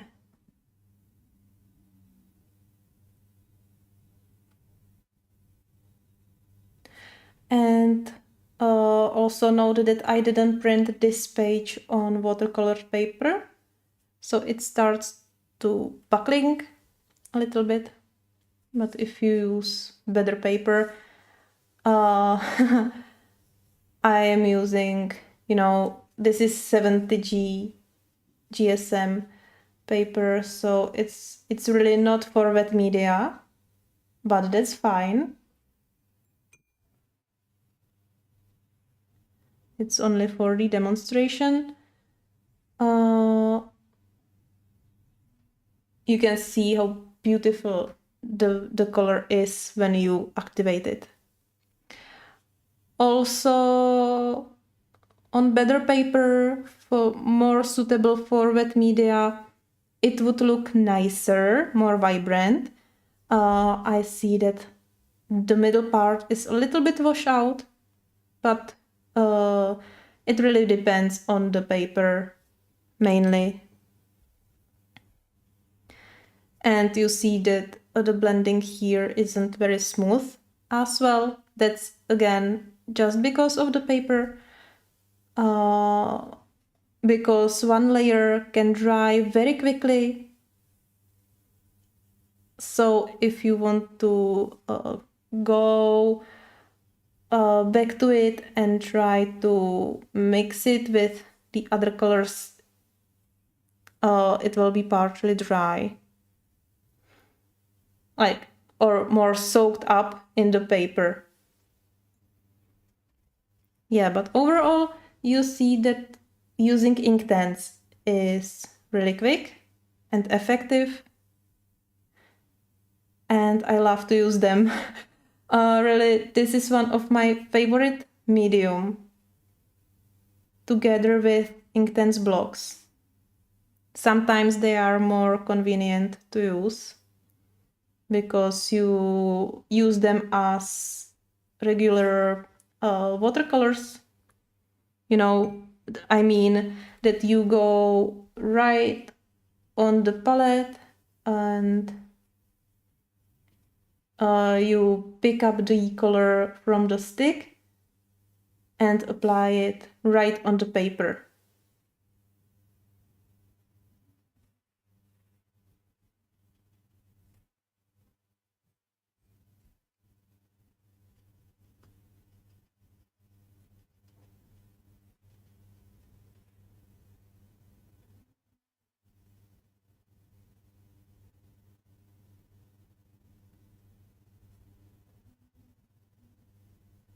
So for activating or for coloring or going into these small areas, I'm more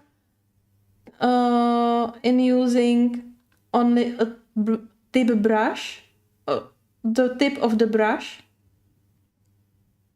and I try not to use the whole the all bristles with the belly, but really only a tip, and I use the belly for larger areas.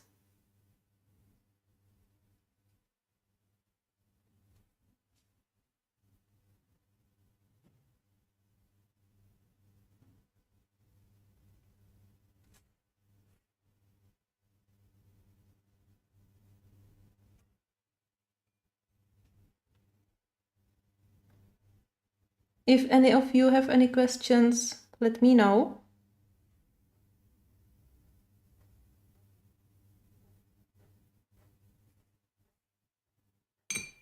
And if I know the answer, I will tell you.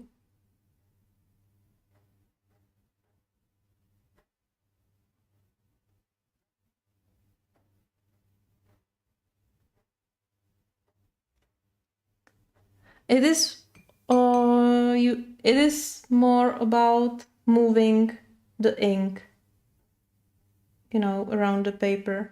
Just play with it and you will see that it's really fun.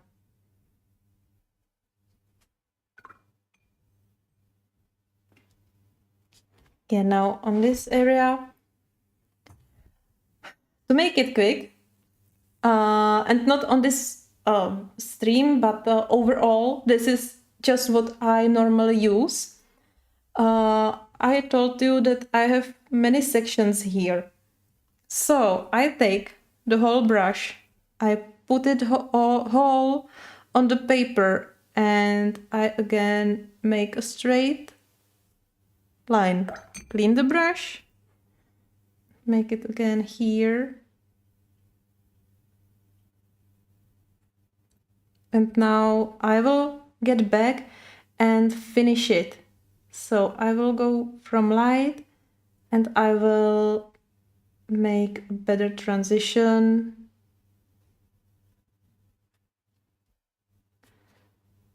I will just blend it a little bit more.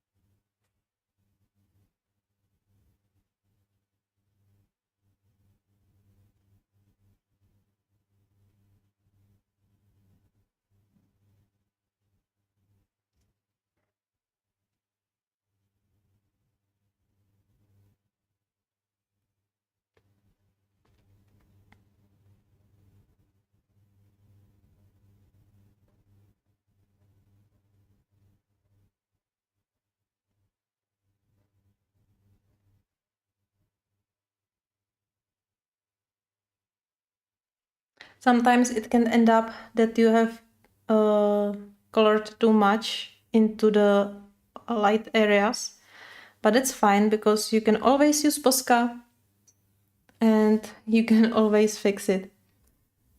Now, with this large area where you have nice transition from dark to medium to light, you can just go from light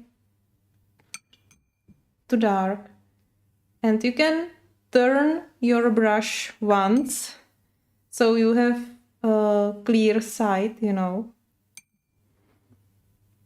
but I don't do that too much. And at the end I will just finish it.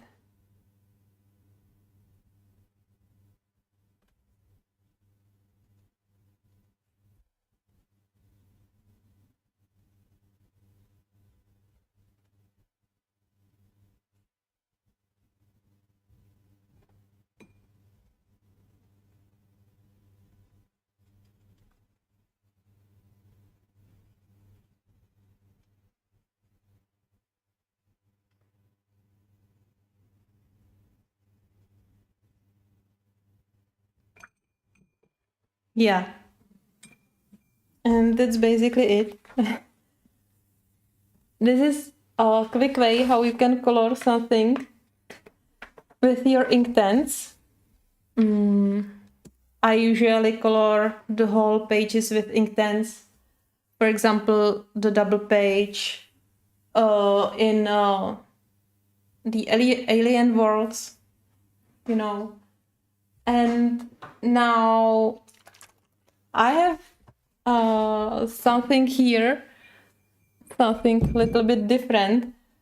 This is drawing ink. Well, this is very cheap version. But you can also have, for example, by Pebeo, this is watercolor ink. Or you can have any other ink, you know, you like. There is many brands who are selling these metallic or gold inks. Actually, by Kohinoor, I have a full set. They have these beautiful metallic glitters colors, you know. So I have a full set. I'm not using them too much. And this is mostly for using with dip pen, which you can use, but we will not use it today. And yeah, what I wanted. Well, first thing is we can take this green one and we can do details on the dresses, for example. You know, like you have to shake it really well. So I will mute the mic because of the high sound.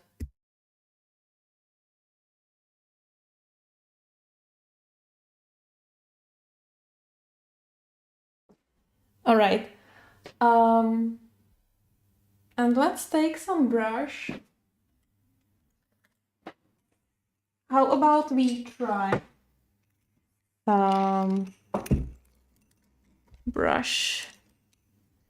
But I don't know how exactly. Well, let's just use some small round brush.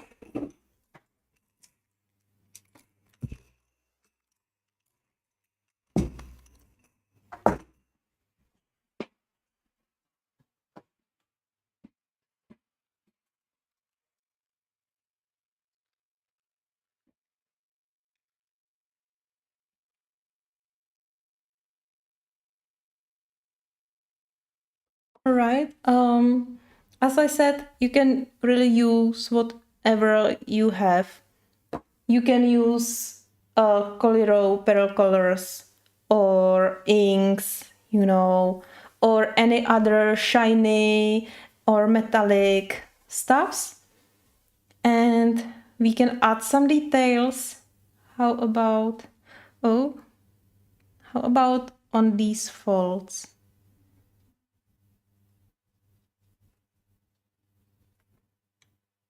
It's not very dark.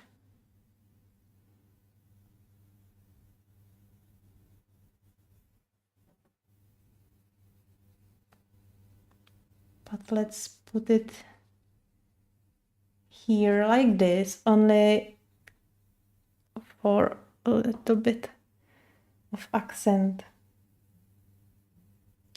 Yeah, it is too much. But it doesn't matter.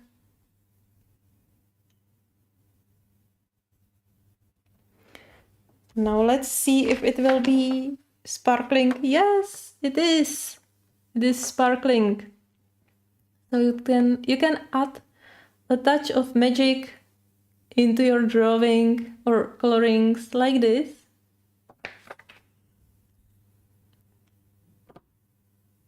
And yeah, on these folds, you can add it on top of it. If you don't have it too much, if you don't mind that it will be too dark, but you can also use silver.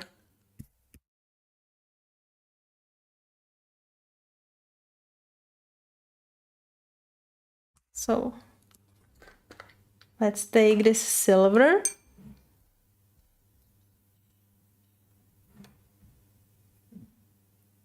Wow, looks really nice.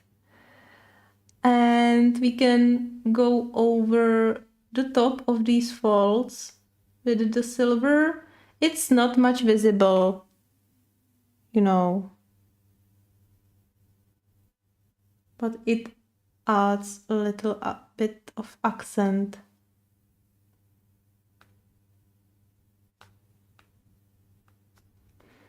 And actually you can use it and color the whole lens.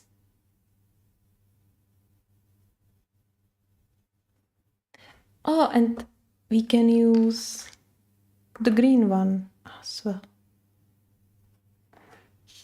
So on this. Yeah, so this ink is very similar to our color, to our main color, you know, of the dress. So, but if you have ink which is a lighter or darker, maybe if you want, you can use it. And now see, I used the glitters on the lace here, and look how it shines here on the folders, or on these folds.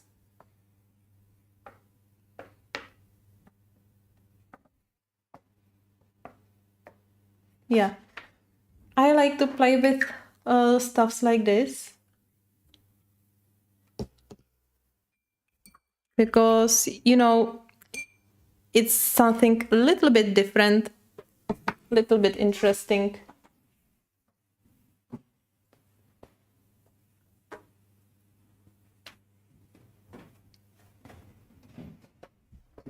All right, and these inks are very helpful with the wallpaper, you know. So I'm thinking which color I could use on this piece. Also, you have many types, you know. These are more transparent, but you have more opaque. This is transparent as well. Transparent ink. Yeah. But if you don't have them, you can use gel pen. I have a few glitter gel pens here, so they will make the same job, and they will make the same job on the wallpaper as well. I'm just thinking on the best way how to make it. because I don't have the correct paper.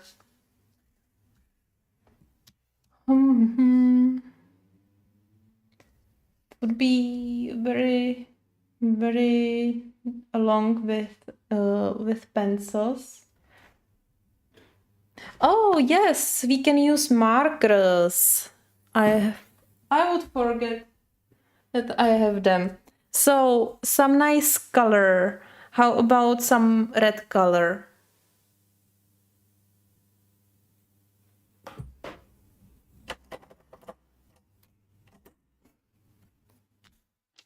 I will just try some reds. That is more orange. Or not.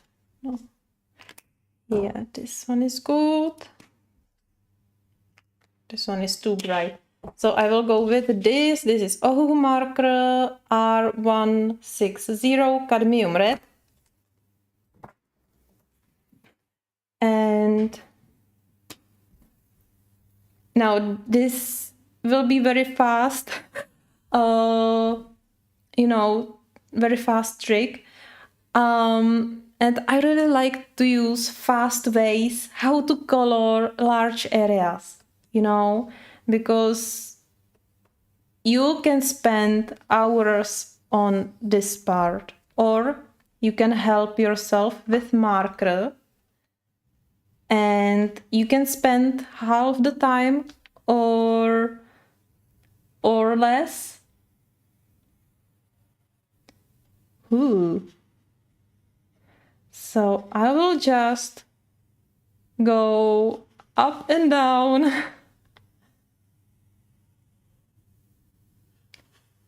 Quite slowly. You can choose whatever color you like, of course. Maybe this one is too bright. Maybe it would be nicer with more muted colors.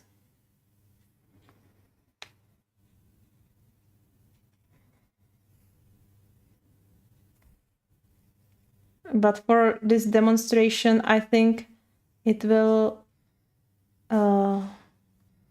hit the target. Just be careful with markers around other objects like her hair.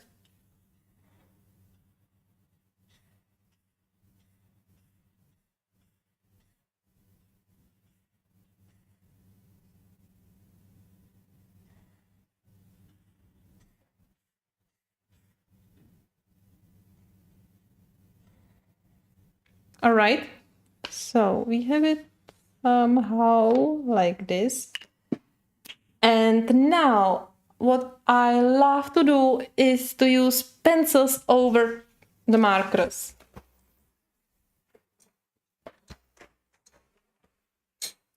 And I will take some Prismas.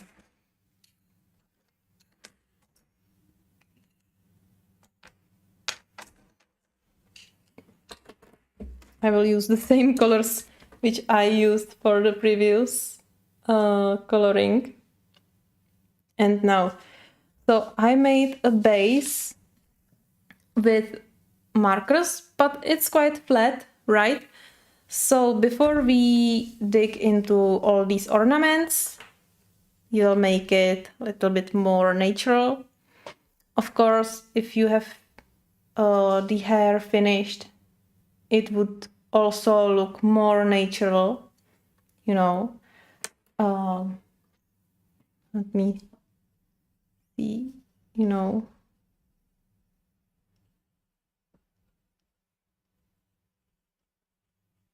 would have it more like this. Also, what I like to do when I color hair, I do hair messy, so I do few more strands like this, but it's not necessary.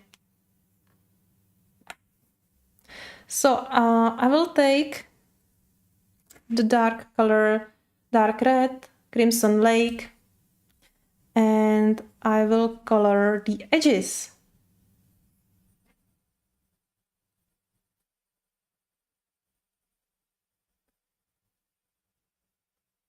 And depending on what shade of marker you use, if there would be lighter color,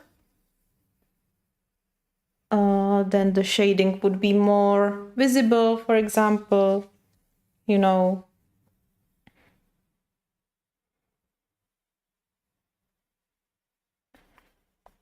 But I will color all the edges, and I go with higher pressure on the edge, and I'm releasing the pressure moving toward center.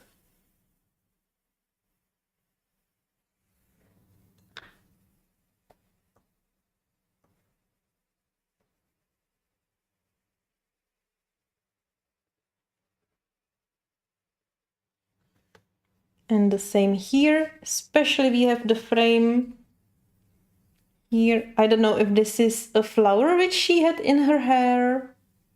I just noticed. It doesn't matter. We can color over it. Like she has no flower in hair.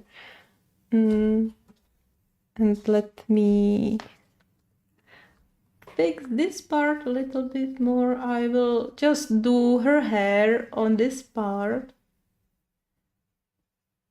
Only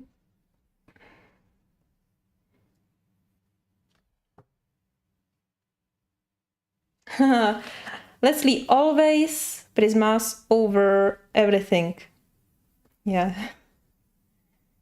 Prismas are really, I tried many pencils. As you know, I have Luminance now, and still Prismas are my favorite. But I would love to try Pablo's and Lightfast. I think Lightfast could be on the same level as Prismas, but until now I didn't met any other pencils which would be so good for me as Prismas. And yeah, even though no matter which wet media I use, if it's alcohol marker or Inktense or whatever Neocolors, watercolors. The only thing with watercolors is that there are types of watercolors which don't want to be colored over. So it doesn't matter which pencils would you use over top of them. Like Kuretake Gansai Tambei watercolors, you just cannot color over them. Well, you can, but it's hard and not very nice, But yeah, always always Prismas. Now I only did a little bit of her hair, so it would look more natural. And I will go back to Crimson Lake and I will do shading around her head. Now,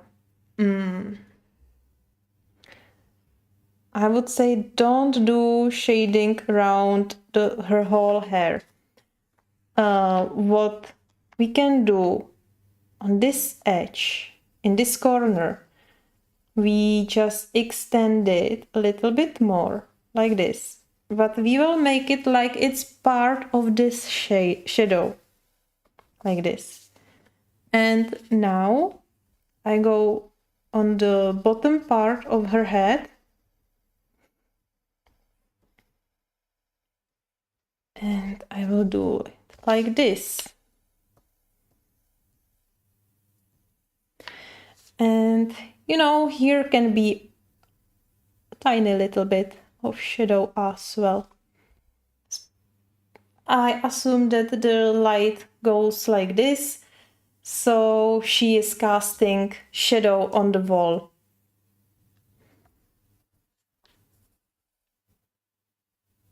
Yeah, and here is the shadow because we have the frame here.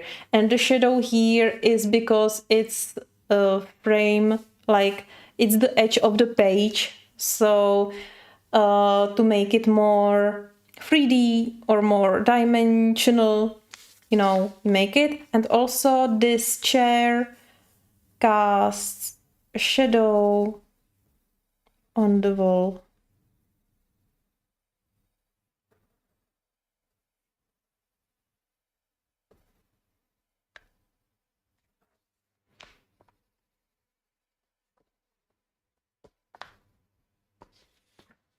Yeah. Now I will go with lighter. How about crimson red? And this is the pencil I will use to blend the previous one into the marker. So I go over the whole area, and where the darker color ends, I go lighter,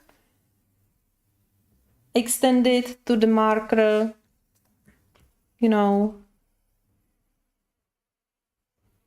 and just like blend it in right into the wallpaper, so it will look more natural and not so edgy. It's all right if you make it only a little bit, leave some original space. So now you can see that here is uncolored area. And what you can do, I don't recommend to use white because it would be too white. But you can use some of the lighter, like poppy red, you know, but that's not necessary. You can leave it like this, or you can take a blender and you can go over the uncolored area, but be careful because even if it's colorless, it leaves a white like stain on the paper. Yeah, so let me just remove it.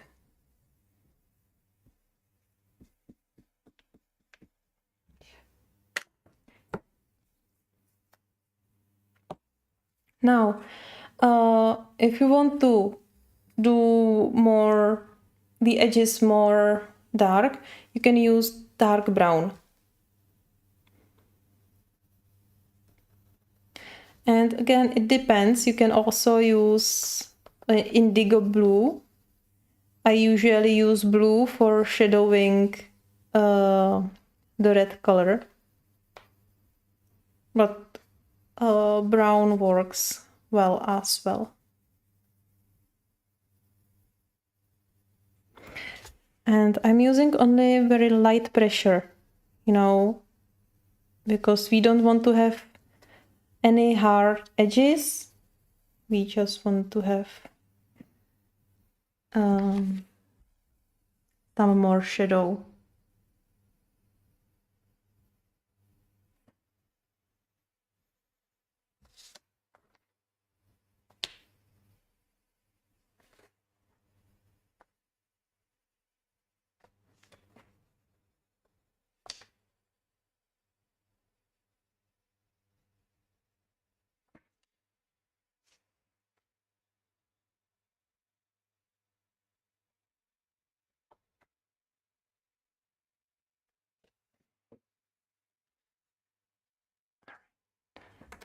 And again, you can go back with the previous colors if you feel that some areas needs more blending. Yeah. So you can leave it like this, or you can take your gel pen or ink, and I will just try it, yeah. And this is really detailed pattern. Also, even if you would use only pencils, it would be very hard to get into all these details. But you can use gel pen. And you can outline and fill everything.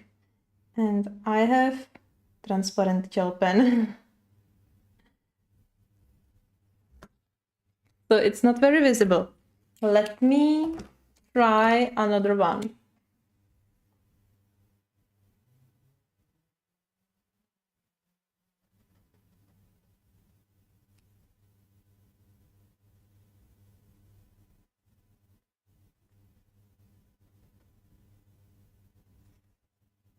Yeah, that's great.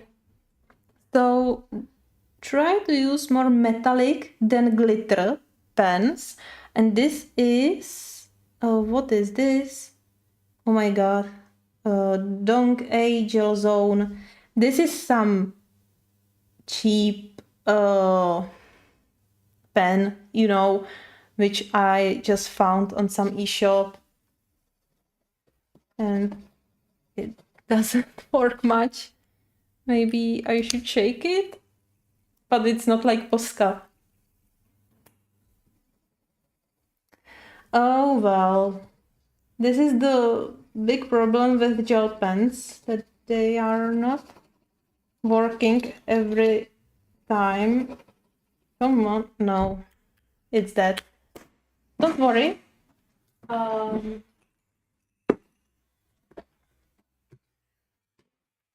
Let's try to find something here.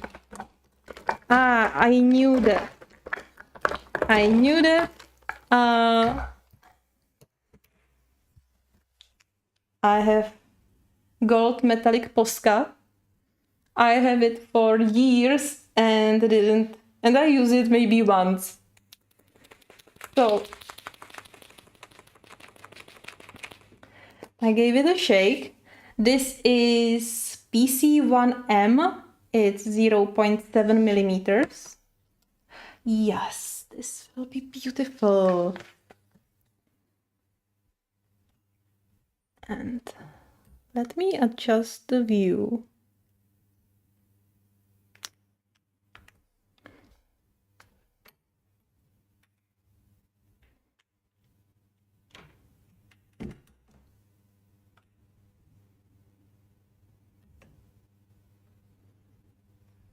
All right.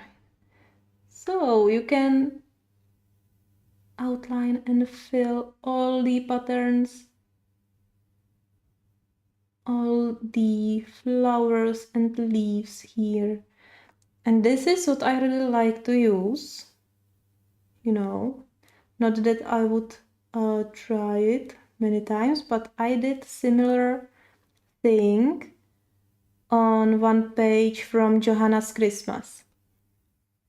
I did the whole wall with red paint. I used acrylic paints at that time. And then I took a stencil with some similar pattern and I went over it with the stencil and with gold color. So it has similar effect, and I personally think that do it like this can be much better than color it, like color every piece with a pencil or so. Well, if you find this relaxing, that's fine. You can surely do that, but if you are impatient as me, then I think this is much better technique than try to color everything with pencils, because the detail is really small and you would have to go small twice. first you would have to color all the tiny spaces between the ornaments, and then you would have to go again with pencil and color all the tiny leaves. So I think this is more I don't know, quick and effective maybe.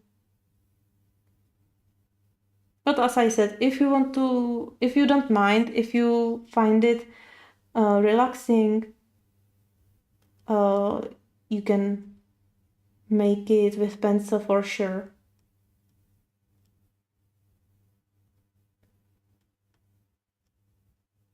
And you can, you can do something only with like outlined and something filled.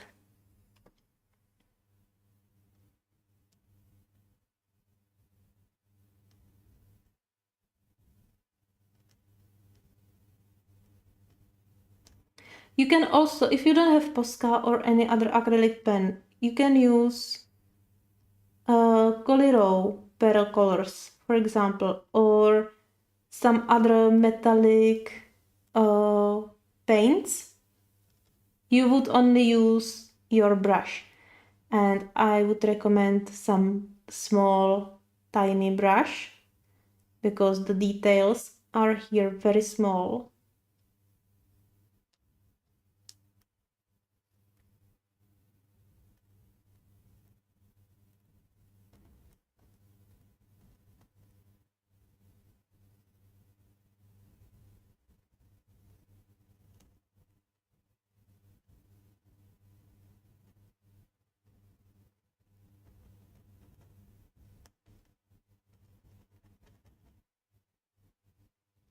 All right, I'm not gonna color it all because we would be here until tomorrow. Yeah, but look how it looks. I don't know if you can see it properly on the camera because it's shiny and it's evening. I have only my lamps here, so I'm not sure if it's focused properly.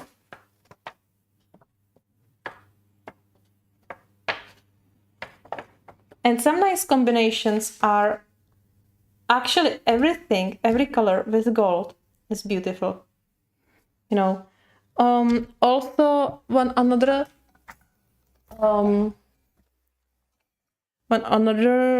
way which I got in mind now.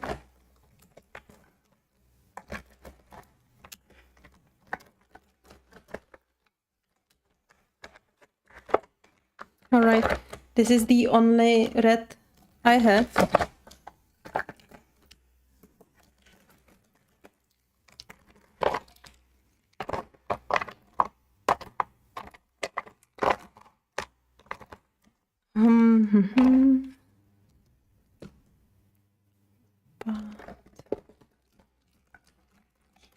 But I can try it.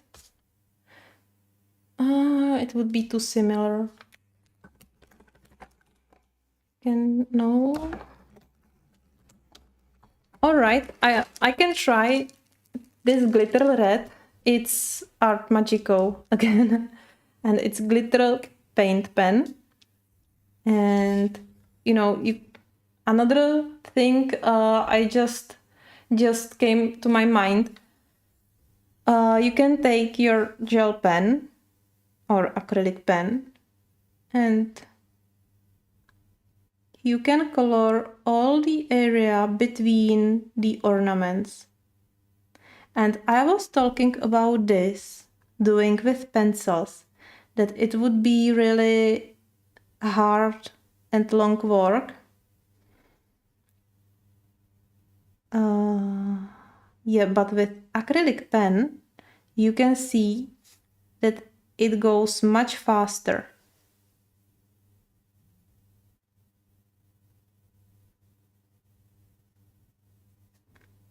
And You can also get into small and these tiny areas very easily.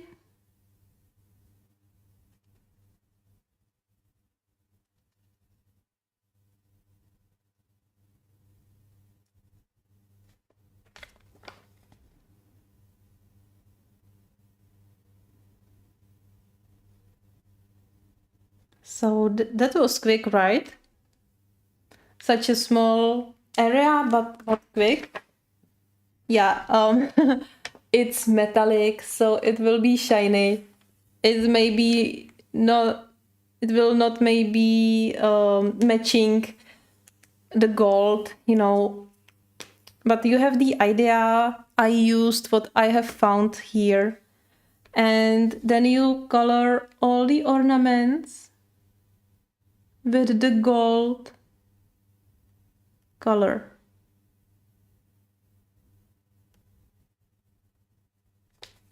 And I got better idea because I have black.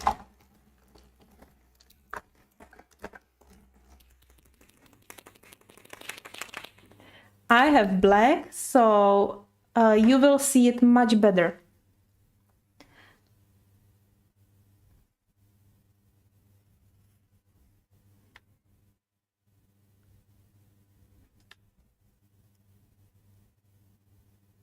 Yes. And oh, this black is beautiful. Very opaque, very like black color. Because sometimes you have this cosmic black or gray black or blue black, green black. And I don't know what else. Sometimes the black is more gray than black. But this is nice and solid black.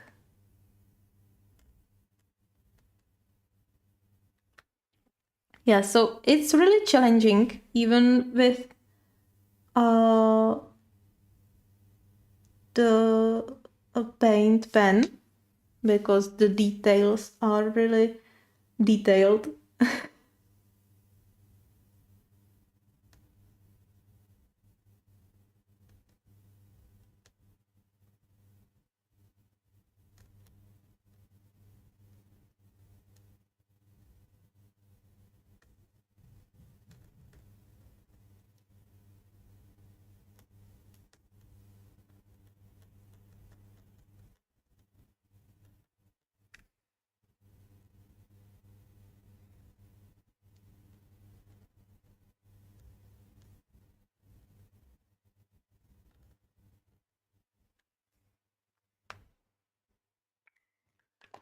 And now I will take the gold one.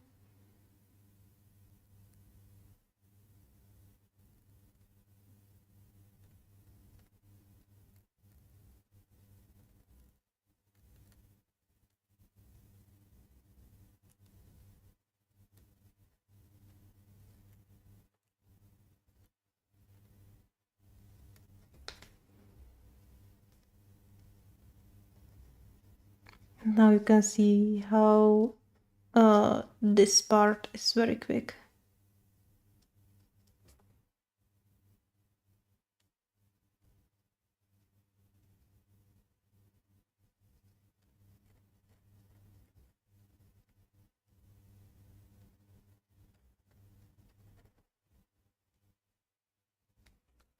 Yeah, so this is another way how you can do it,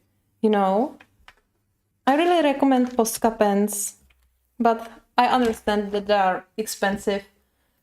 So you can find something similar, some different brand, they can be as good as Posca pens.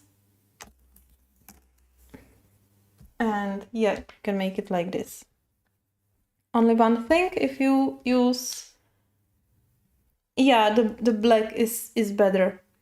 Only if you use this technique, that you go only with your Posca or gel pen, then there is not much chance to shade it, you know. So you will, if you would do the wallpaper all like this, you wouldn't do this shading, but it's fine as well. Let's look very quickly on the fireplace.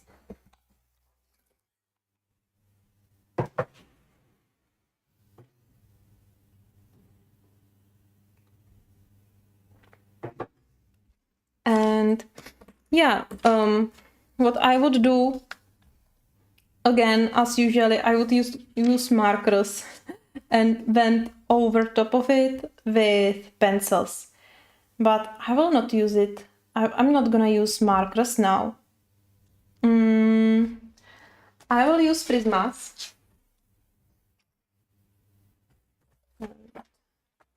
I will just take a few more colors.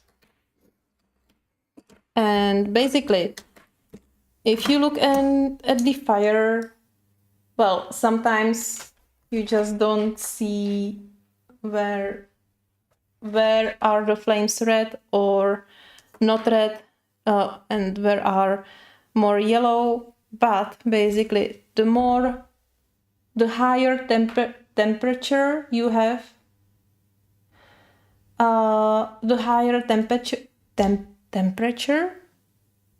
the more heat you have, the whiter the color is, or the more blue the color is, and the less the coolest warmth you have, the more red the flame is.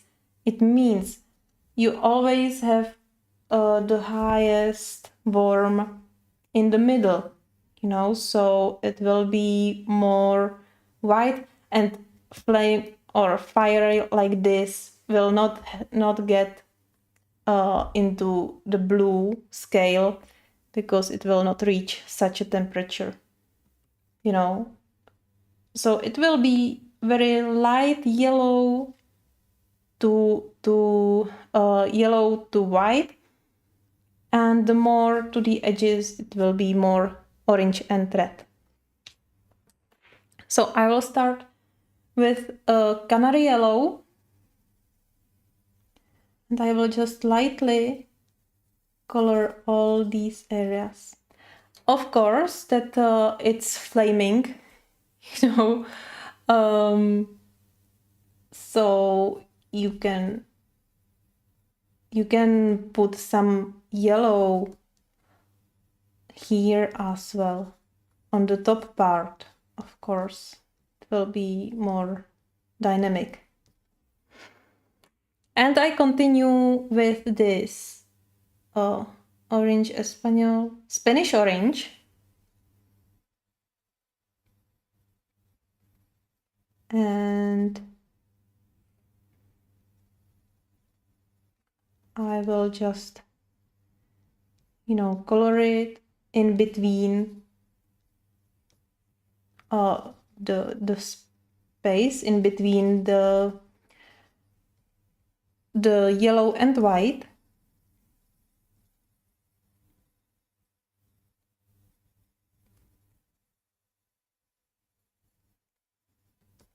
And in fire you have some places where you have more darker areas, even if it's, for example, like in the middle, you know.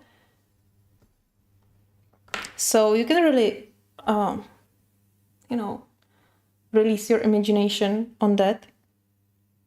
Now I will go with crimson red, and I will touch only the orange, the Spanish orange areas. And I see it's too dark. It doesn't matter. Go very light, and only over some of the orange parts, and more to the edges. So it's okay now here and here, because it's more like out of the center. Yeah. And I will get back with orange. And I will go over all the red.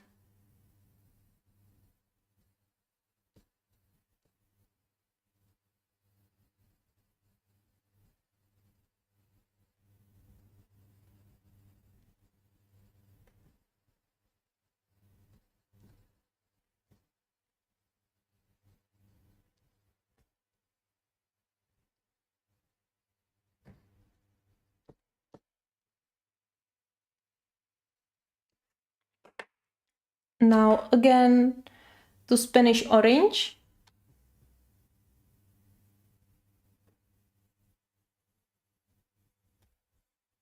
And I will go over all the reds.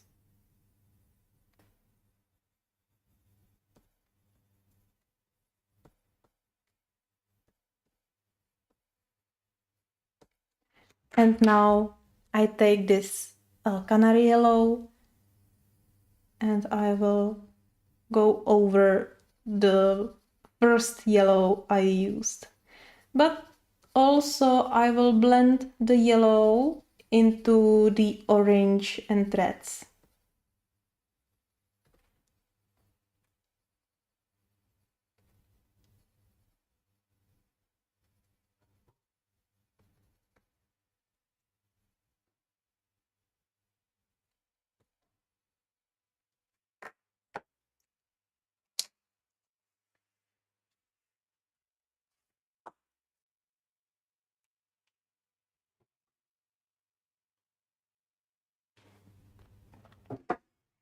Now, if you want, you can, well, I'm not sure if white will do something, but yeah, it do. Yeah, it makes it a little bit lighter. Yeah, but we have the most of the center behind the kettle, you know, so that's fine. So, easy way how to color fire. Anya, thank you. I'm really glad that this is helpful.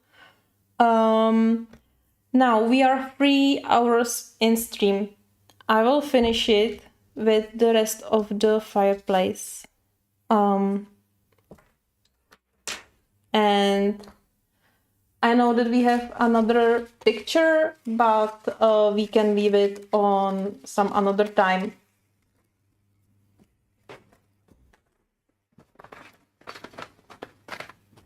So I will take Crimson Lake.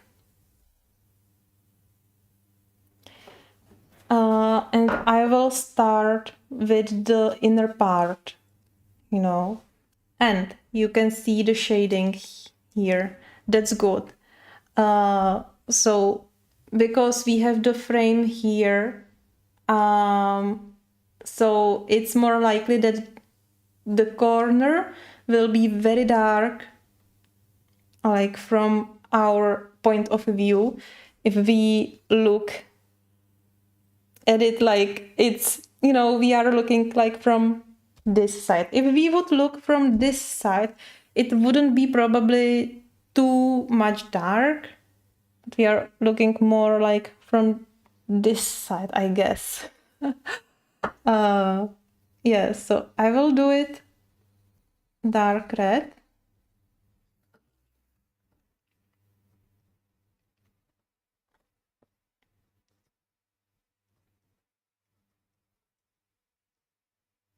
With very light pressure. And basically would continue here and here, you know, and here is a little as well. And here only the edge. And now I will take dark brown and similarly as on the wallpaper, I will do only these edges. with this dark brown.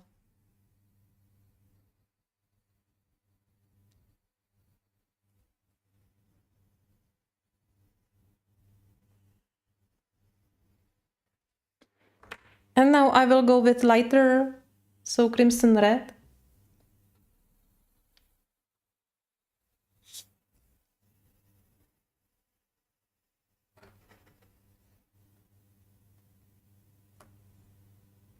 Oh, thank you, Leslie.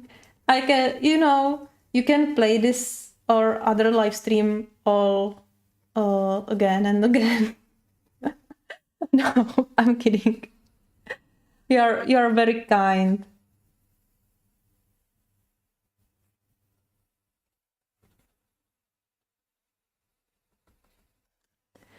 And I will go into orange. Well, I don't have very matching orange. Yeah.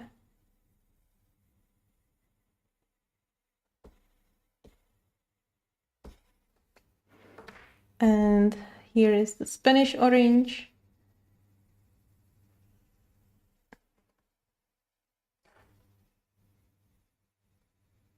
And actually now I'm creating something like, is it the halo effect?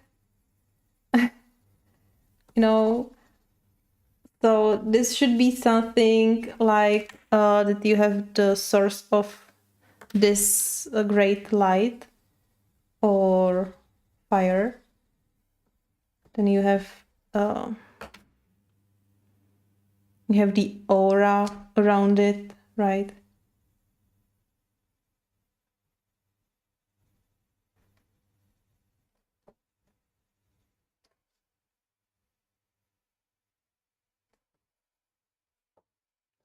And if you would like to play with your colors more, you can make better transition than I did here.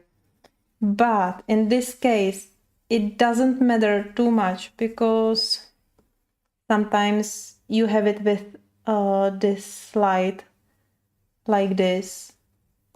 And it's just because this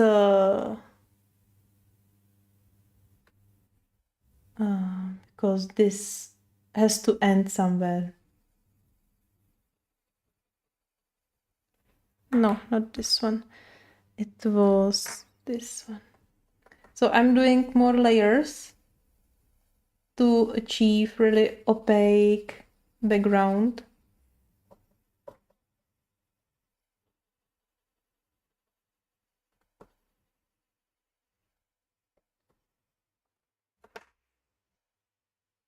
And I'm using the same colors as I used on the first layer.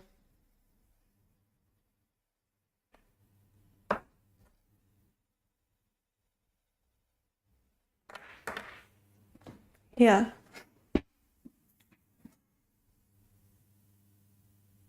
Yeah, glowing effect.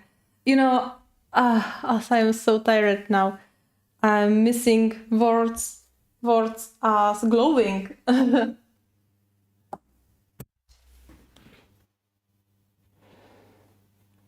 Now I will show you very quickly the frame.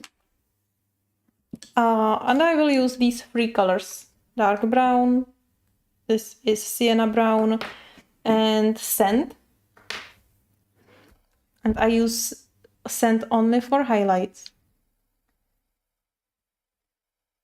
So I will do it in the middle of the edges. Again, I usually do highlights in the middle. So we have one edge here and one edge here. Here we have a curl or this. Oh, I'm missing words. Yeah, so highlight here. And this is frame as well. We have indicated shades here, so I will follow it. I will follow it and use the sand on the light parts. Now I will go with sienna brown. Or I can use, where is it?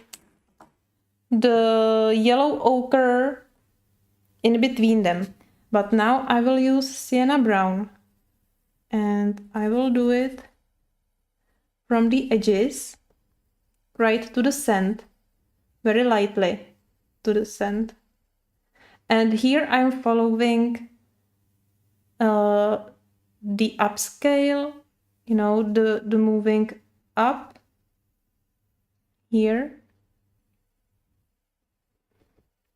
And the same I do here. Because now it will look more like it's the edge.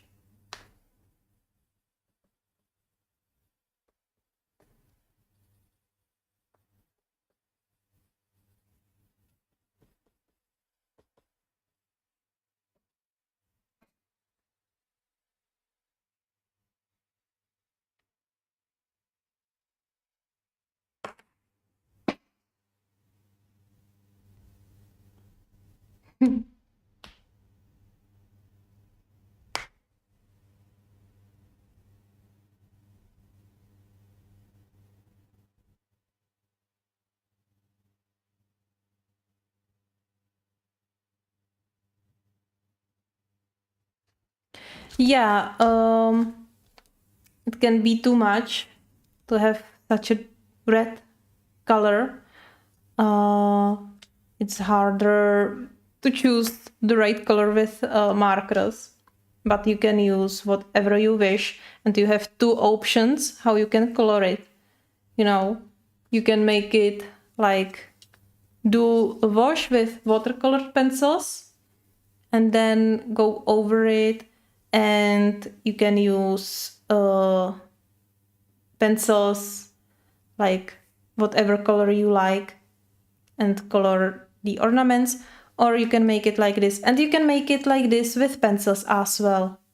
I wouldn't recommend watercolor pencils because, oh well, if you like to use very small brush and watercolors on these details, that's fine. But for me, it would be more like only pencils or these Posca pens or something like that.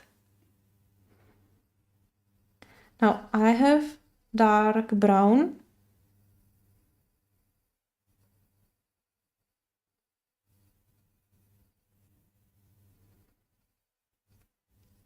And I do only the edges.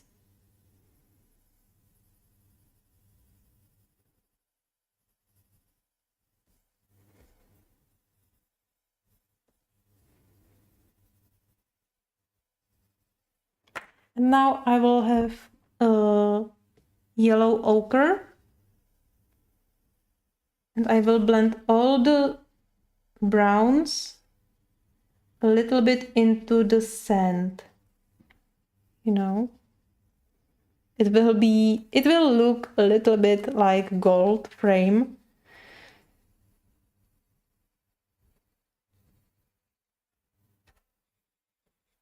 Yeah, and I will go over with sand color.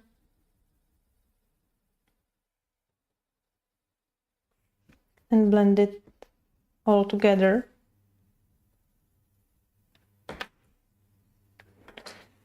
Now you can take dark brown and do the edges.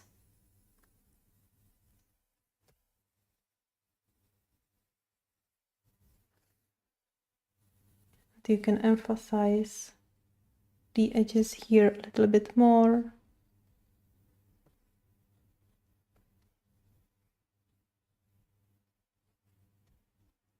Yeah, so we have a little gold-like frame, but that's fine. If you like, you can use like this Spanish orange and do a little bit go over the sand. So it will indicate a little bit that we have a reflection from the fire.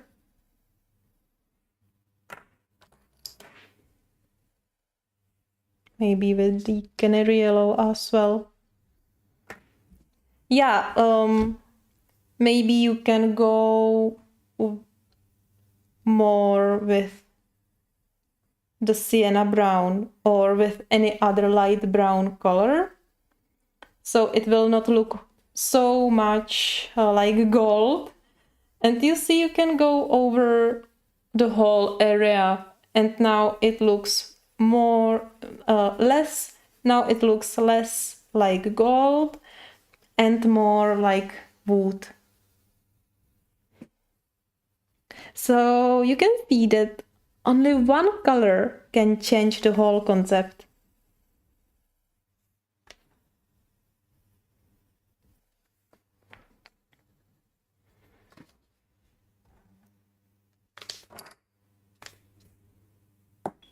Yeah.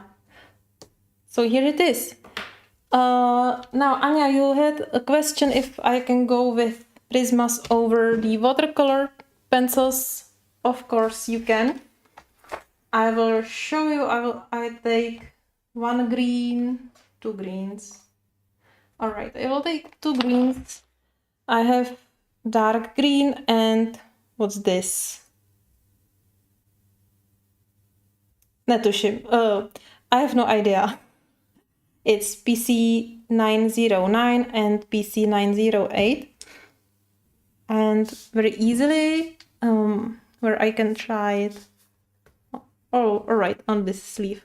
And you can very easily go over the top and add more shading.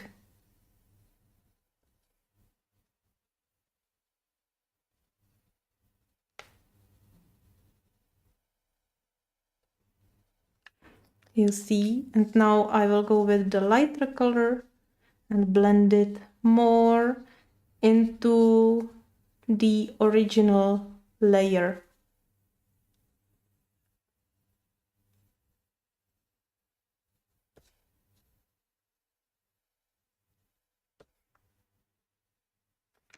Yeah, so you can use it. You can make it like this for sure. And yeah, if you want to, if the colors looks more wash out, for example, because of the paper, you can fix it with pencils. All right.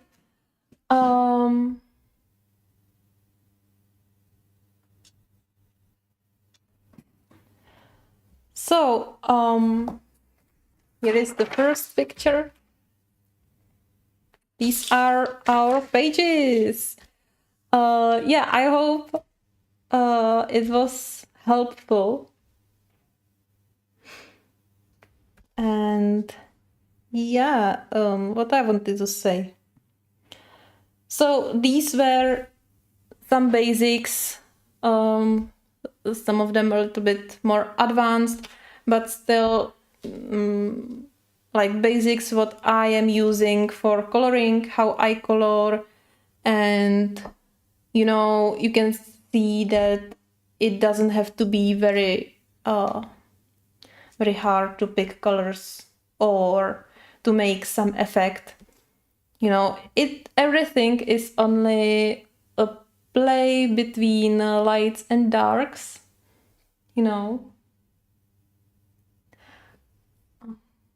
The border of the dress. This was Neo, or this was Inktense, and the darkest one is Mallard Green. No. But you can use dark green.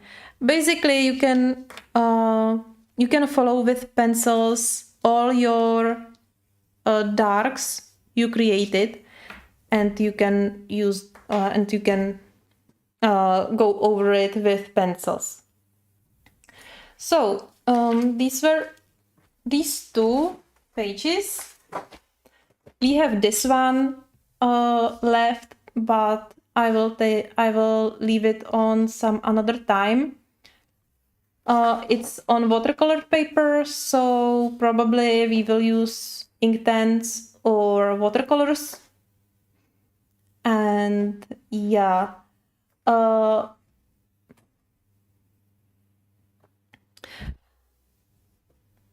oh, the flowers.